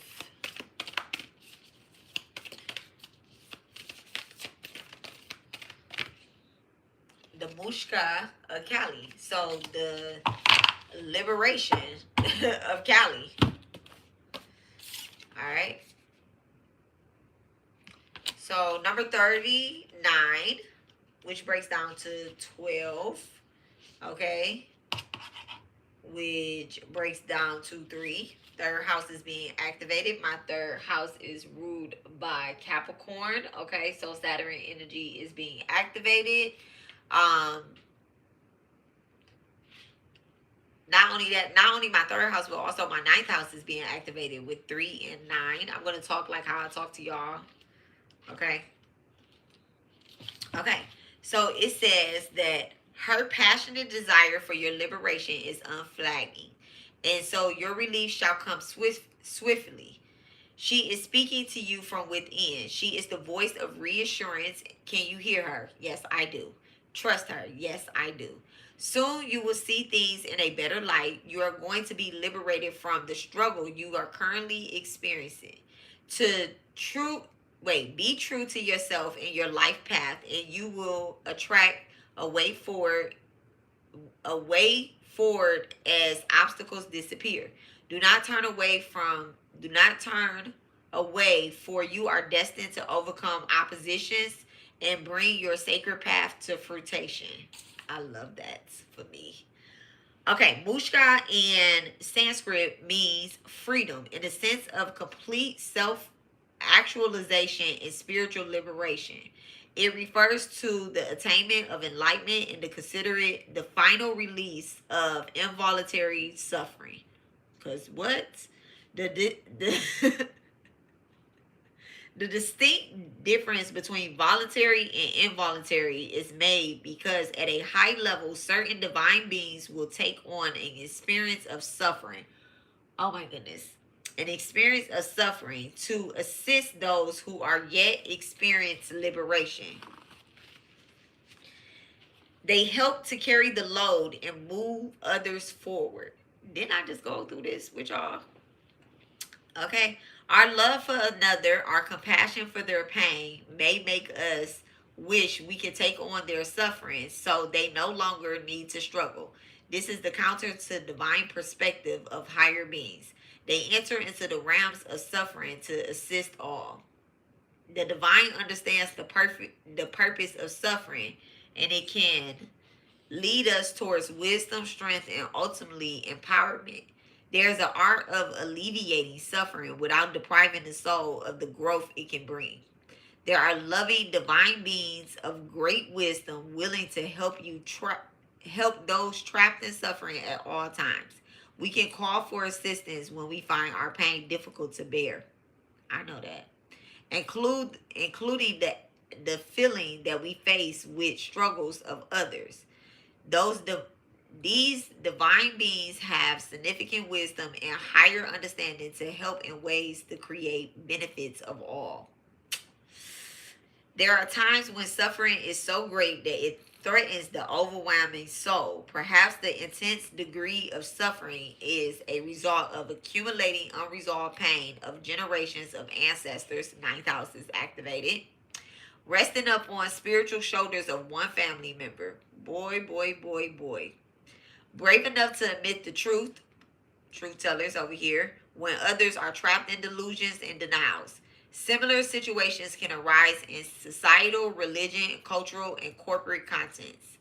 Intensified suffering can be an initiation for a particular talented soul who has the potential to bring light and freedom to the world.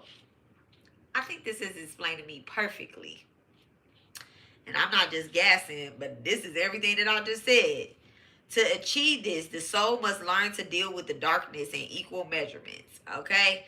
That typically entails periods of intense struggle without best methods are realized to find peace and awareness without being overcome by pain. I told y'all my shit took 10 years. 10 years I've been going through some shit. Many mystics report dark nights of the soul, a struggle with negativity, suffering, and pain of various kinds that last for a long time. They are not failing on their spiritual path. They are at an advanced level. They are willing to engage with their struggles because their great love for truth, the light, and the divine in whatever form resonates from their heart. Nothing can make them turn away from this great love. Higher love is the power that fuels Muska. The fuel that is fuel the release from suffering. It's the spiritual juice to keep doing the inner work to seek the path through and refuse to give up. If one is still figuring out what is persistently going to look like today, I don't know. Okay, the Mushka of Kali teaches us that our suffering is no source for shame, rather a badge of spiritual honor. Okay, I'm like a fucking Girl Scout over here. Acknowledging that we are deep on our soul healing pathway. However, that doesn't mean that the more we suffer, the more spiritual we become. The more spiritual we become, the more we have to suffer. It means our capacity to process the suffering increases. And in that increase, we experience more sunshine through the clouded moments of peace, liberation, and higher understanding. Rather than a way of life, periods of suffering become like toxins our body, mind, and soul need to process, release, and perhaps akin to digesting a meal, but on a multi-level scale. This oracle brings the message of relief and realization. There is much that you can accomplish through your own efforts, and much more you can accomplish if you include regular prayers for assistance from the divine as part of your lifestyle. If you have been hard on a issue and wondering if it will ever give away to an improved set of circumstances, this oracle indicates yes, a time for freedom from this difficulty is on the way. Baby. And it says, Kaliman, the goddess of enlightenment, wisdom and grace. You are the beginning and the end. You are beyond this journey, beyond suffering, beyond all experiences. Kaliman, Narada Shati, you who steal the instants fluctuate of the beings and bring peace. I call upon your wisdom to break the cycles that need to be broken. You are the absolute and the completion. I rest in you, man, for the spiritual benefit of all. Jama Kali. Okay? So, that's what Spirit wanted me to share with y'all about me. That's where I'm at. So, let me get 3 surrenders. Okay, surrender to the magic that you are at the bottom of the deck. Thank you so much, Divine. And I have some messages about what it is that I should surrender to or needing to surrender into. Thank you. Y'all, first card out, surrender the drama. Cardi B said, I am the drama doll. But it says surrender the drama. So we're going to surrender the drama, okay? It says no matter how emotionally charged the situation is, remain calm and don't contribute to the drama. Stay centered. Staying centered will help resolve the issue more quickly. That is so on point, okay? What else does Divine need me to surrender? Surrender fear. Surrender fear. Let go of the fearful stories you are telling yourself. Stay in the moment and focus on solutions. Celebrate every baby step forward. I promise you, that's crazy. And it's so crazy because this actually looks like that looks like Saturn, but I don't know why. Because I don't think Mars has rings, but that looks like Saturn.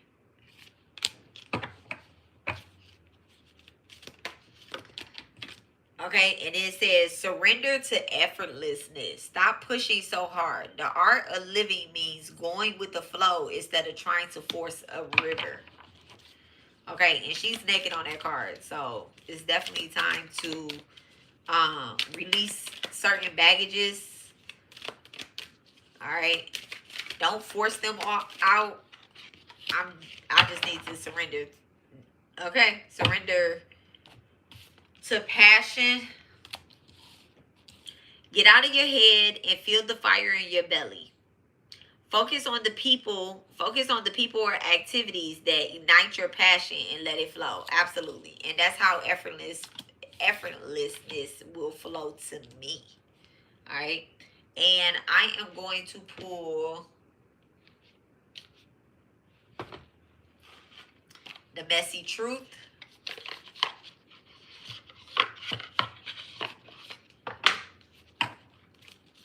Why is it hard for me to surrender the drama? Okay. Probably because I got Cardi B album on repeat. And it's so messy. No, I'm not blaming her.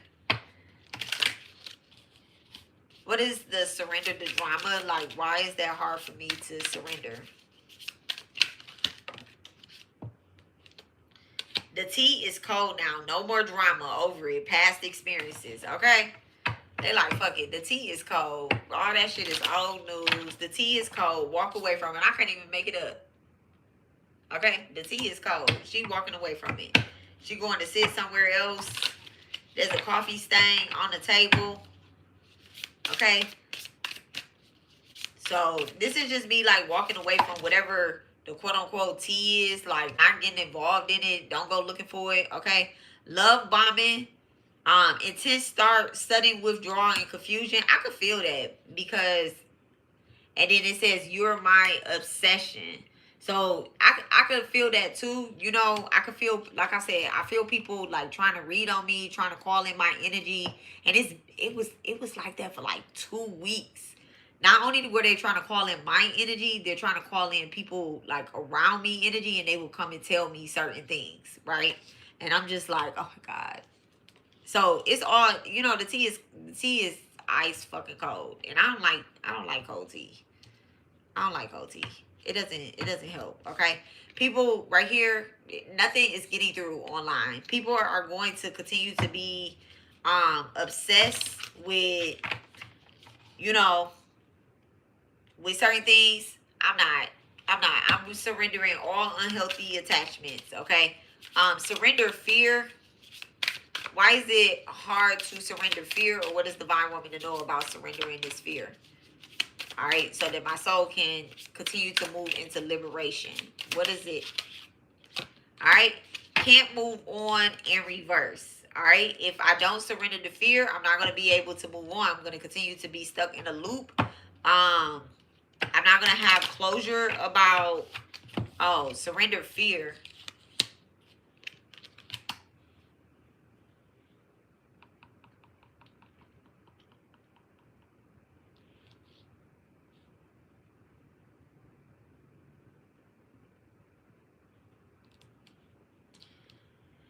So let me tell y'all something about myself, right? About this what I just heard about me surrendering fear. I feel that there's a particular thing that I'm not going to get the justice, that I'm not going to get closure on a certain thing that has happened to me, right? Like and this is the truth here, because we're being super honest here. I be I be waiting. I have been waiting on someone to, like, any one of these karmics to take accountability, right? And I'm like, if I move on, they're gonna get away with what they did, and I don't like that. Look at that. This card just came out. All I was doing was over here. It says, what if, regret, overanalyzing, imagining in the future, or whatever the case is, right? Um, I don't like that. And it keeps me in a karmic loop, because it makes me repeatedly tell this story about when I was very fearful. Okay? Where I was in spiritual warfare, and I wasn't scared, but I was fearful. I didn't have faith in divine to handle certain things, and I let things on the internet really bother me, right? And I kept telling the story over and over and over. I just told the story like couple days ago. I just told the story. Okay? Because I'm like, bitches need to get, they need to get their, I need justice, right? But I've already won the court case. So it's like, what's this fear with can't move on? What's this fear with can't move on? And that's in reverse. So I'm definitely moving on. I choose me, y'all. It says, I choose me. Self-love, emotional maturity, and clean break. That's also in reverse. So this is me not choosing myself. This is me not choosing myself, not being, okay, growth, boundaries, and growth. When I don't surrender fear, I'm not grounded.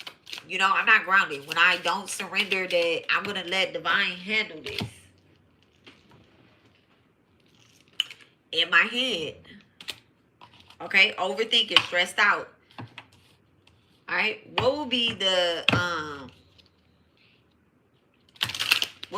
result if I surrender this fear? What will be the result if I surrender this fear?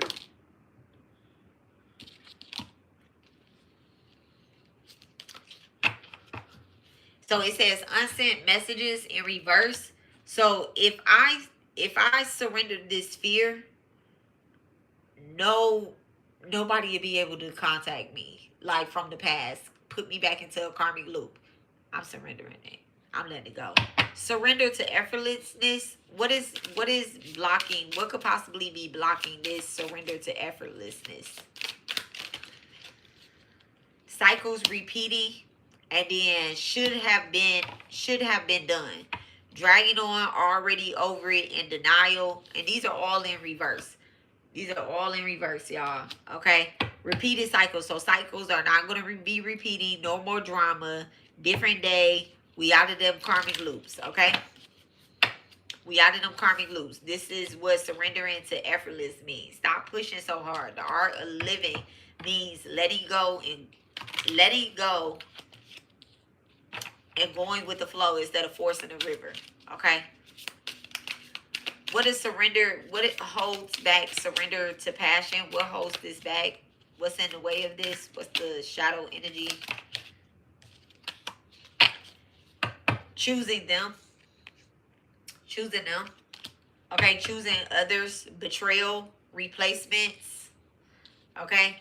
That's the shadow energy of surrender to passion. What's the shadow energy of surrender? Effortlessness. What's the shadow energy?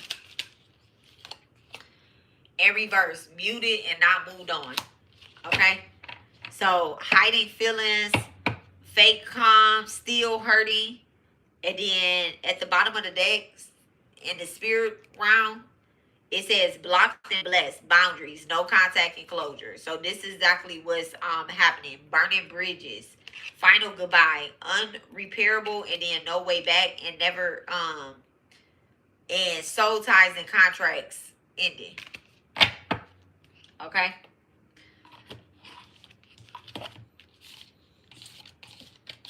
So this is what the shadow energy looks like.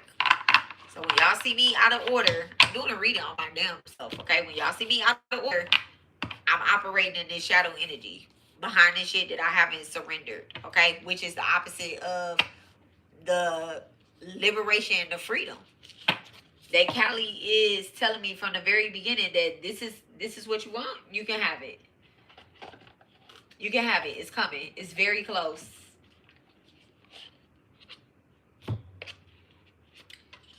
I'm proud to say, like, since I got on that camera, on this here camera, and I cried and I showed y'all something that I ain't never showed y'all and talked about certain things, I ain't been on nobody page. Not one single person page. When I say not one single person page. I don't give a fuck what they on. I don't give a fuck. I'm on here. Like, I'm on here. I'm showing up. I'm doing this. I pray for spirit and I absolutely mean this, and I'm still doing this work. Anybody that played in my energy, that played with a bitch that played in my energy, that was friends with a bitch that played in my energy, any of that, all judgments have come down. I won my court case. And if you think I'm doing anything to you, then God bless you. God bless you. Let me get some regular smuggler cards. Tarot. Like I said, surrender the drama. That's the very first one that came out. Surrender the drama. Okay? Thank you so much, Divine. What is the energy behind surrender the drama? First card, the Star card. It has a lot to do with the internet, okay? It has a whole lot to do with the internet, but it also has a lot to do with my faith. So, being in alignment, having a renewal, healing. What's above surrender the drama? What's above surrender the drama with the Star card? Thank you so much. The Four of Cups. Offers being made.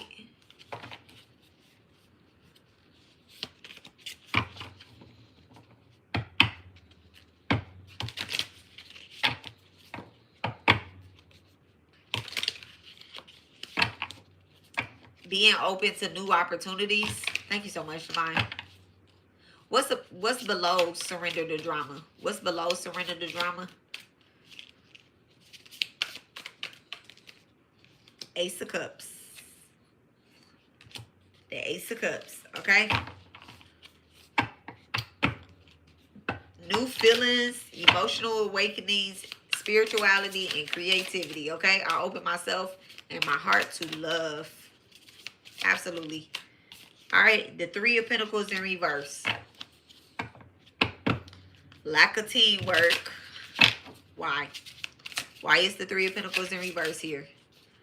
The Page of Pentacles, okay? So definitely feel as if like there could be a Taurus, Virgo, Capricorn. Definitely picking up on some Capricorn energy though.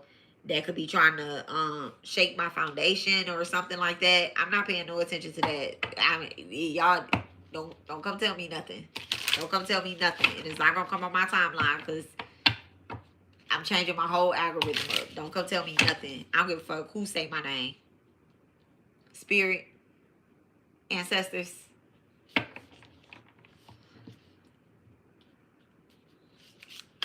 Surrender fear. What's the energy behind the surrender fear? The Hierophant. The Hierophant. So I told y'all about that. I told y'all about what that fear is. What that fear is that there isn't going to be justice being served. And that's something that I definitely have to surrender because based off my knowledge and based off what I absolutely know is that karma is karma. Karma is karma. And some people were born this lifetime to deal with the karma that they've caused me in other lifetimes as well too. Okay? So what's this Hierophant with surrender fear? The Two of Wands. The first steps, make a decision. Making a decision. All right? Taking a risk. What is it that Spirit wants me to take a risk out on? Like, what is it that Spirit wants me to make the first step or plan behind surrendering this fear?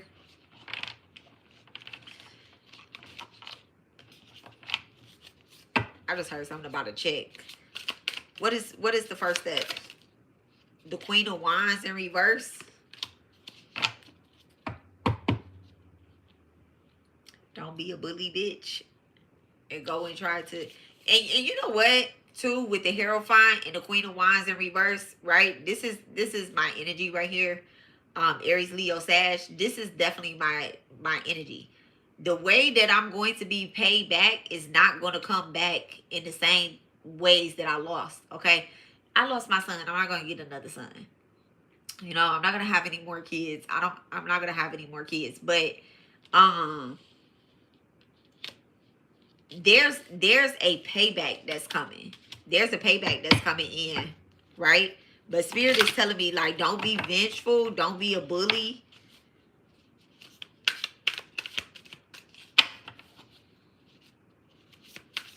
Because it plays on my fear of lacking something in comparison. The Two of Swords, yep.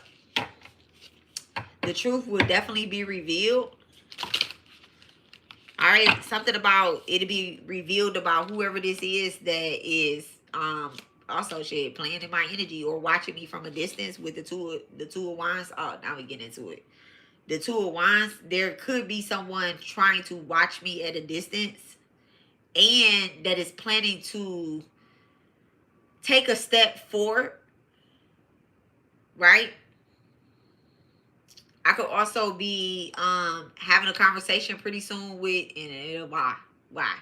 Could be having a conversation. Look, I'm saying why, but I guess because somebody watching me right now at a distance that wants to know, hey, can I say something to her? Or is she going to trip or anything like that?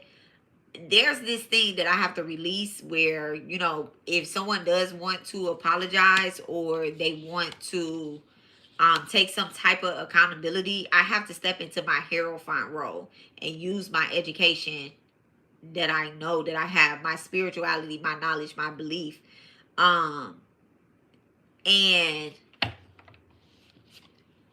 use this to leave some type of comfort zone. You know, where I would normally be like, bitch, you know, and air somebody out. I'm not gonna do that. I'm not gonna do that. Okay. The truth is going to come out. It's going to be revealed. So this is how I'm going to surrender fear, because there's definitely going to be a truth that come out. Look at that. The King of Pentacles in reverse. Yeah, there's going to be a truth about a Taurus, Virgo, Capricorn that's going to come out. Um, there could also be a King of Pentacles that has made poor financial choices that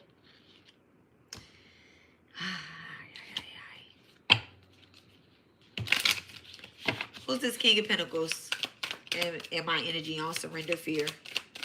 Okay. Somebody took a gamble against me. Look at that. Look at that. The Three of Cups, the Three of Swords, the three, that's 33 right there, right? With the Justice. That's 373. Okay.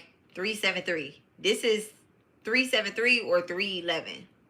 This is definitely someone that took a gamble, failed. This might also be the court case that's clearing up against this Queen of Wands in reverse and this King of Pentacles, okay? Taurus, Virgo, Capricorn, Aries, Leo, Sag. This can definitely be that energy that's clearing up.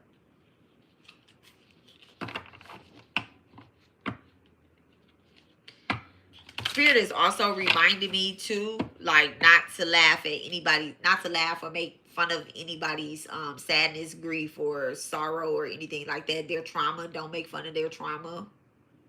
Okay, I need to remember when I was going through certain things. What is this energy with surrender fear? Yeah, the Nine of Pentacles.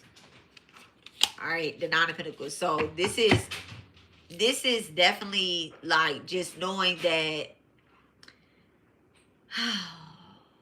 Spirit's gonna back me and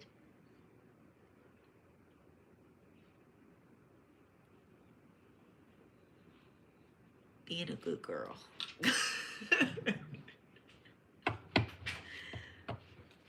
Being a good girl. I'm definitely going to get some type of payment or reward. I just need not to, you know, be flashy about it. I'm not. What's the Nine of Pentacles? What's the Nine of Pentacles? Yep. The Eight of Wands. Spiritual communication. Quick decisions. Sudden changes. Excitement. Okay? That's coming in. The Nine of Pentacles with, the Eight of, yeah, the Nine of Pentacles with the Eight of Wands. Definitely something coming in very quickly. Yeah, we definitely surrendering this. You can hit that light off. How you gonna tell me? All right, what's surrender effortlessness?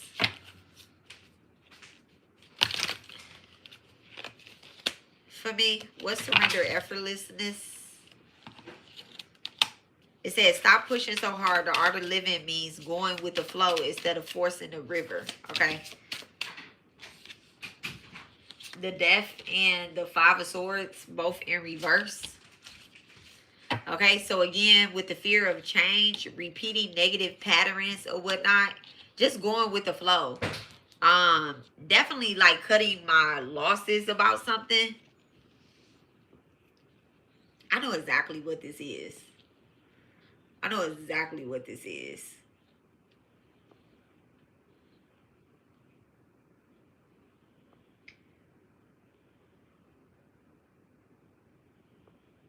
You know, when people come back and they say certain things, right? That's my leg, y'all. I didn't fart.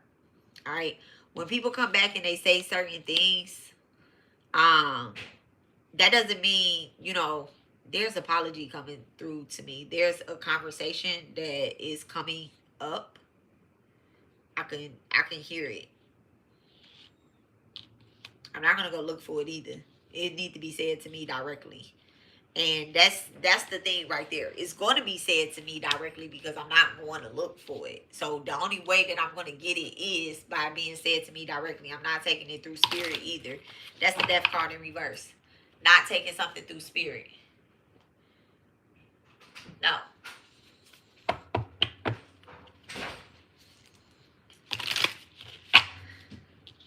When I say like not taking something through spirit, I had somebody try to apologize to me and talk to me in a dream state. We're not doing that, okay? We're not doing that. The Five of Swords is regret, remorse, all right? Somebody trying to compromise, okay, through like a manipulative, forceful conversation. We're not doing that, all right? What's the Death card with the Five of Swords? The effortlessness, the Sun card. Yep, the truth coming out. All right, definitely the truth coming out. And this is all about growth. This is all about growth. So there's definitely you know, confidence, happiness. I mean, it is for me. And I think accountability will make somebody else happy as well too. It just kind of like help them liberate them. But I'm not. It is what it is. All right. Look, the Six of Cups. It is what it is. I'm not taking all that though. All right. What's surrender to passion? What's the energy behind surrender to passion? Get out your head. Feel the fire in your belly. Focus on the people and activities that initiate your passion. Look at that. The Two of Pentacles. All right. So, balancing acts. All right. What is it that Spirit wants me to balance? Oh, I heard it. Okay. This right here. The Ten of Swords in reverse. I can't stand that card. But it says learn lessons, despair, healing, and survival mode. Okay. So my passion, Spirit is asking me to balance out my pain with the party. Look, my pain with the party, okay? My pain with the healing or something. As much as I focus on, and then it says, focus on the people and activities that initiate your passion and let it flow. This is like me focusing on my students, focusing on what it is that I want to create, as opposed, because this is coming through the heart chakra and the root chakra. So what it is that I want to create, the resources that I want to provide to people, the things that I've been through. Look, the lovers, connections that I have. Okay, unity. Those type of things will bring joy. Those type of things are going to bring joy. What's the lovers with passion? Five of Cups in reverse, okay? Seeing positives, moving on from something, okay? So like I said, Spirit wants me to focus on the positive people that I have in my life, not these people that are dogs, okay? And if people want to take accountability and kind of move on and be on the positive side, then I think that I have to surrender that. Yeah, the Queen of Pentacles in reverse. And then the ones that don't, like this Queen of Pentacles in reverse, this Queen of Wands in reverse, and this King of Pentacles in reverse. Those people that are jealous, unkept, selfish, insecure, envious, or of me, I kind of just have to move on from them. I recognize them. I can see it. You know, my first house, my ninth house, my Dharma house is my fifth house, is absolutely activated from Cali, telling me that you went through an initiation. I went through an initiation. Okay? For a long ass time. Like the longest, y'all know what an initiation is? An initiation is like a spiritual initiation. Let me say it like that. A spiritual initiation is, it's like first you enter into this cave, right? And when you first in there, you're like, oh yeah, I can do this. I can do this. This is not gonna break me, right? This is not gonna break me. This is gonna build me. You are positive, and you at the first part of the cave. And you're like, well, they're gonna open the door back up and I'm gonna go back through this cave. But then maybe you start hearing this voice. And the very first voice that you hear is not God. It's not God, because your mind is still going. Okay? Your I know it all is still going. So that's not God that you're hearing. That's your ego. And then some time passed. You go to sleep. You wake up. You go to sleep. You wake up. You're dreaming and all that stuff, right? And you're like, well, maybe I need to find a way out of this cave. You go down, you realize like, damn, it's dark down there. I don't know if it's bats, rats, whatever. Okay, you get fearful. And then you start moving back towards the front of the cave where you know that somebody gonna open this motherfucker or they gonna find me in this bitch dead, okay? So you sit there with yourself, and this is the part where you surrender to effortlessness, right? And you start thinking, Like, what can I do in this motherfucking cave? I'm going through initiation. What can I do in this cave? And this is real initiation too in certain spiritual paths. This is how the initiation goes. But it's other things that happen in there. But this is part of it, right? And you're like, what is it that I can do in here? And then there's this little thing that says meditate, bitch. So you sit there, you quiet, you open your eyes a couple times, you like, is God gonna appear in front of me? Is there gonna be some bright light? He gonna show me the way or whatnot? Or is my deity gonna appear in front of me, right? And then you go to sleep, you wake up, you go to sleep, you wake up, whatever is happening in this cage. And then eventually, you hear God's voice. And they're saying, you've been here for some time. This is what you need to do. And they give you these directions. And you go to sleep and you wake up, you go to sleep and you wake up, you go to sleep and you wake up. And you're like, did I really get directions? And you realize that the door is not opening. After you just got directions. And you're like, why the fuck is this door not opening? So you have to figure out, how do you make this door open? How do you make the door of this cave open?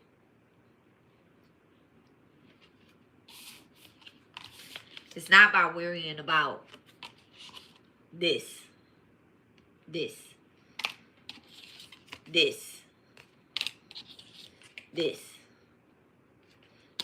That's not how you get the door to open, right?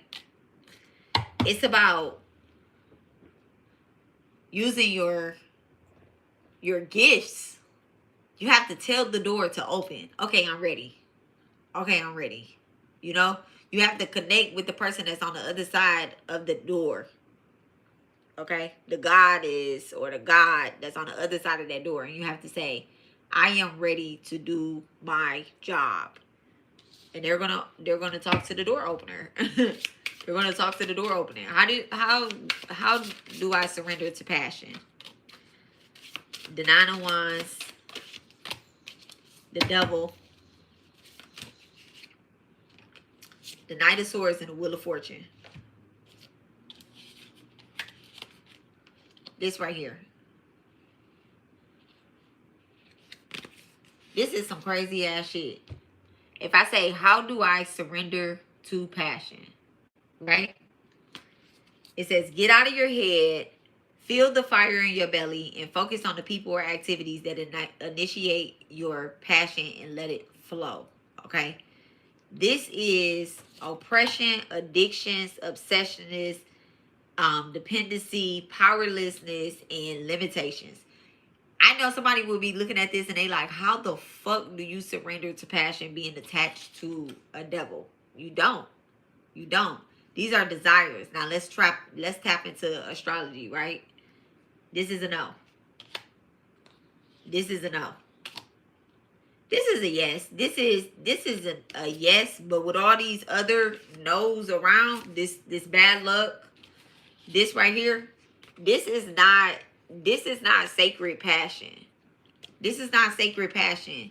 That whatever this energy is right here, this is not sacred passion that I'm supposed to surrender to. This is not sacred passion. I'm not going to sit here and pretend like, oh, this is not for me. This is absolutely for me. This is absolutely for me right here. This is absolutely for me. If I surrender to the type of passion that does not liberate my soul, this is exactly what the fuck I'm gonna get. It's just no's. No, no, no, no, no, no, no. No. That's exactly what the fuck I'm gonna get. It's just all no's. Refusing to compromise, giving up, defensiveness, all of that. Being oppressed, having addictions, which is not the energy that's not the energy that I'm ever going to give into. Staying focused and then trying to be a perfectionist. That's not it. Divine, what do you want me to know about these 4 cards that came out? What is it that you want me to know about this in surrendering to passion? What is it that you want me to know? Thank you so much, Divine. The 7 of Cups in reverse. And the 9 of Cups. The 7 of Cups in in reverse in the Nine of Cups, and that's just confirmation right there. So the Seven of Cups says the lack of purpose, disarray, confusion, poor choices. So poor choices or good choices, okay? Wishes come true, contentment, satisfaction, success, achievements, and recognition. So this right here, surrender to passion. Spirit is telling me that I have two options. I have absolutely two options. Make a choice, bitch.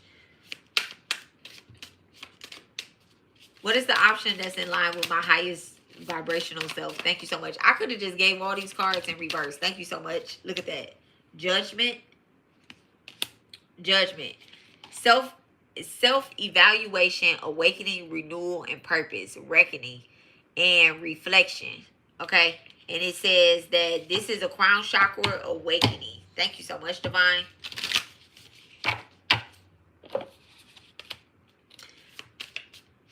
Surrendering to passion is letting judgment do what it needs to do. Thank you so much. I am ready for a new beginning. Damn, that's the confirmation. That's the affirmation that's on this card. I am ready for a new beginning. I am definitely ready for a new beginning. My passion will no longer be about...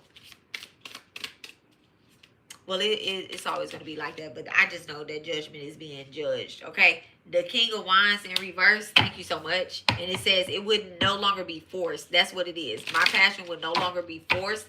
I will not be a weak leader.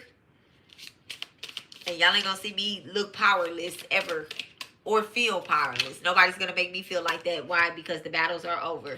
The Five of Wands in reverse, avoiding conflict, the end of conflict, peace, and harmony. What's the King of Wands with the Five of Wands in reverse? Thank you so much, Divine. King of Wands with the Five of Wands in reverse. Damn, the Knight of Wands, straight up. Straight up. Courageous. Uranus energy is activated there. Look, and bam, the Temperance, bringing the balance.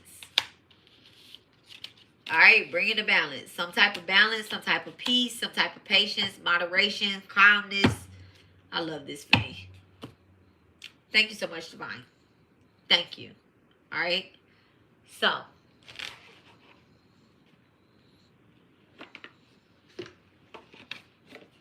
I was honest in this reading. Clear.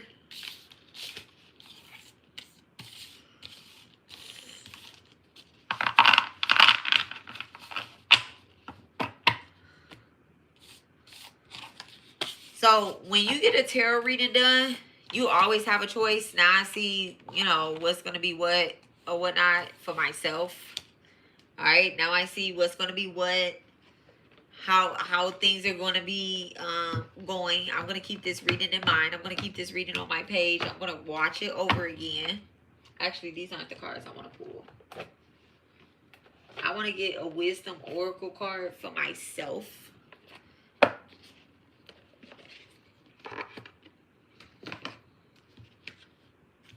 And I'm actually going to use one of the questions out of the book.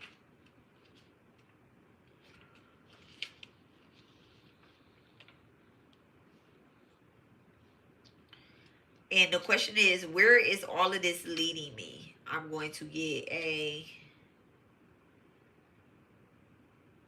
Oh, well, you know what?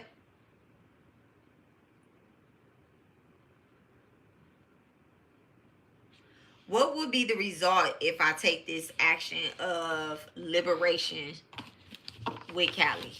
What will be the result if I take this liberation with Callie? Mushka of Callie. What will be the result? Thank you so much.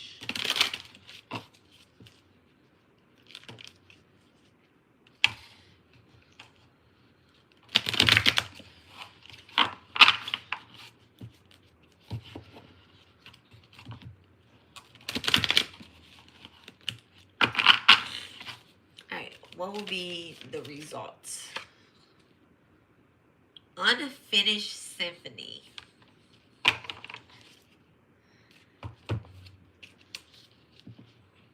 What will be the result? An unfinished song? Ooh, Never end the story. Okay, baby? Let's see.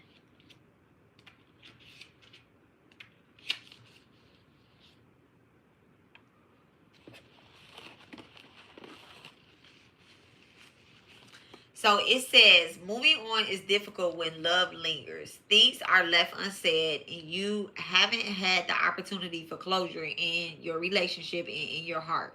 You can still feel burning. You can still feel bounded up in relationships when closure is denied. It's important to achieve this for yourself. Write a letter, make that call, and have that conversation over a cup of coffee. Y'all, I just said that it's going to be a cold tea. Look, cold tea. Having a certain conversation. Okay. For peace of mind, accept matters as they are, make amends if need be, and declare your feelings, even if only to yourself. Be clear about what was left unresolved and close that door on the past so you can set yourself free. This is so crazy. Only then can new love blossom. So what I'm going to do for myself is I am going to write a letter of closure to myself, and I'm going to write it in third party. I'm going to write it as if others are writing it to me. That sounds crazy, but that's what I'm going to do to give myself closure. Yeah, to give myself closure. I think that's what I need to do. Yeah. So that new love can, yeah. At the bottom of the deck, it says imagine. So I'm definitely going to write myself a closure letter. And this is what I would recommend to y'all. If y'all were needing some type of closure, some type of ending to some type of relationship or whatnot, and you know that you're not going to ever talk to that person, but the energy still come up, it still come in, yeah, buy the book, number 11. So we went from 10 to 11. So it says buy the book. Buy the book. Interesting. My ears just started ringing too. Buy the book. So let's see what buy the book is.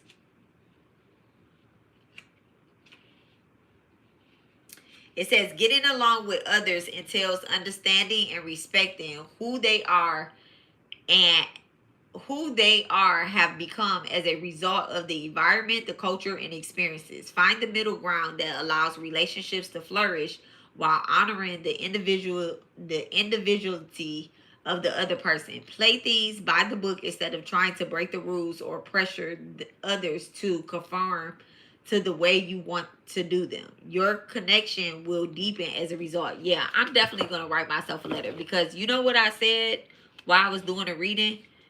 I said that I think what I said in the reading, what I think I said, because I can't remember what I said. That's why I'm gonna listen to this back. But what I said was that I wasn't accepting any apology spiritually, that people just have to show up. And so what I'm going to do is, I'm not going to do that. I'm a spiritualist. I'm going to write the letters as if it's how those people would talk, okay, and give myself some type of closure. I'm going to give myself some type of closure. Give me one more wisdom card for surrender the drama and surrender fear. One more wisdom card. The fates. Okay. 17, the stars.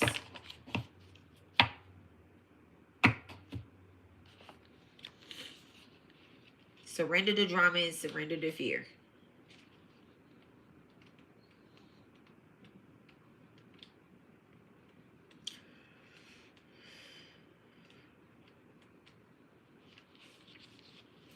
Fate, karma, accepting that there are things you cannot change, knowing what those things are. Okay.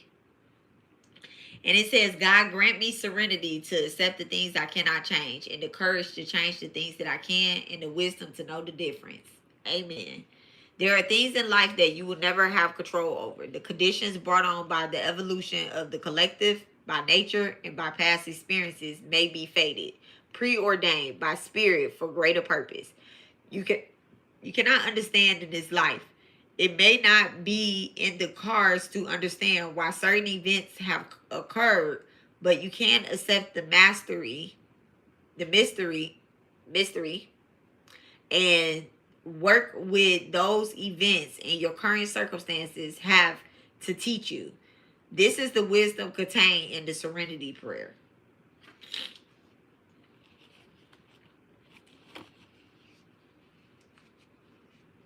My husband cut that air on. So it says it is difficult to understand why painful things have happened to good people. Fate is a mystery after all. Yet we do with the circumstances and the way in which we respond to life challenges. It is how we rise up to greet our destiny. Now is one of those times to be aware of your powerlessness to change certain situations and surrender to acceptance. Hang in there. Life will only get better.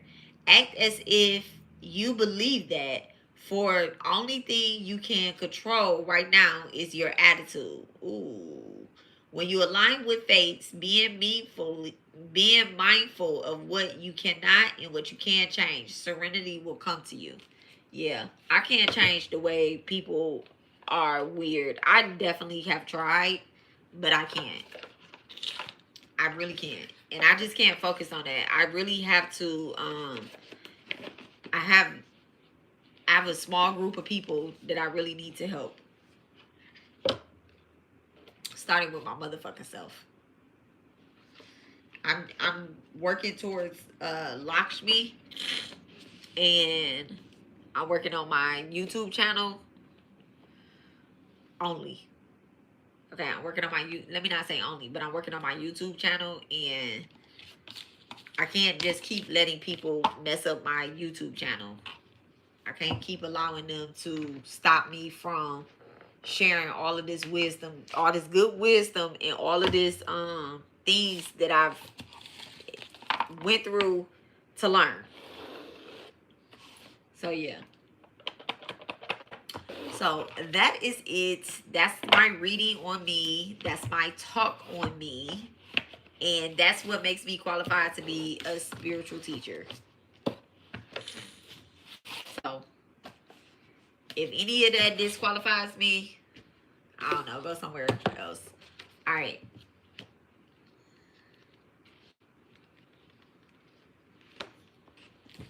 This book right here.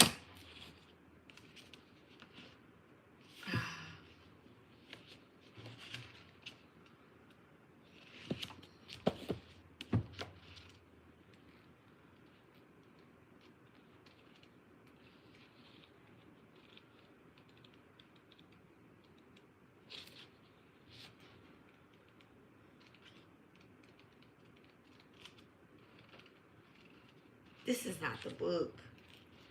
I'm reading a book and I stuck the book somewhere and I'm just like, where is it? I can't find it. It's driving me crazy. It also has my son's book like attached to it because I was reading it somewhere.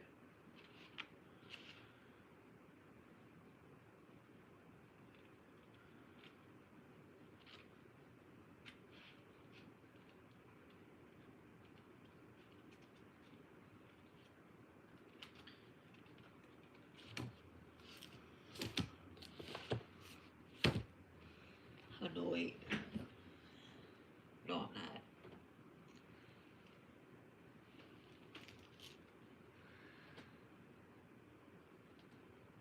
So that's it, y'all. I love y'all. Thank you. Thank you. Thank you. Thank you. Thank you. I love y'all. And I will talk to you guys later. Thank y'all for sitting this long. Watch back both of the lives. So y'all can understand some of the placements. I talked about myself, but you can get some insight out of there when it comes to like your spiritual path or whatnot. All right, if anybody need a birth chart breakdown on like what they are supposed to be doing, if they are in alignment with their purpose, very detailed or whatnot, just hit me up 346-702-4044. And y'all have a wonderful evening on purpose. as my road dog Abby always say. Okay, have a wonderful evening on purpose. And put my little small spiritual glasses on. I got something on them. Okay, and I will talk to you guys later. I love y'all. Good night, good night, good night, good night. And thank you so much to my moderators.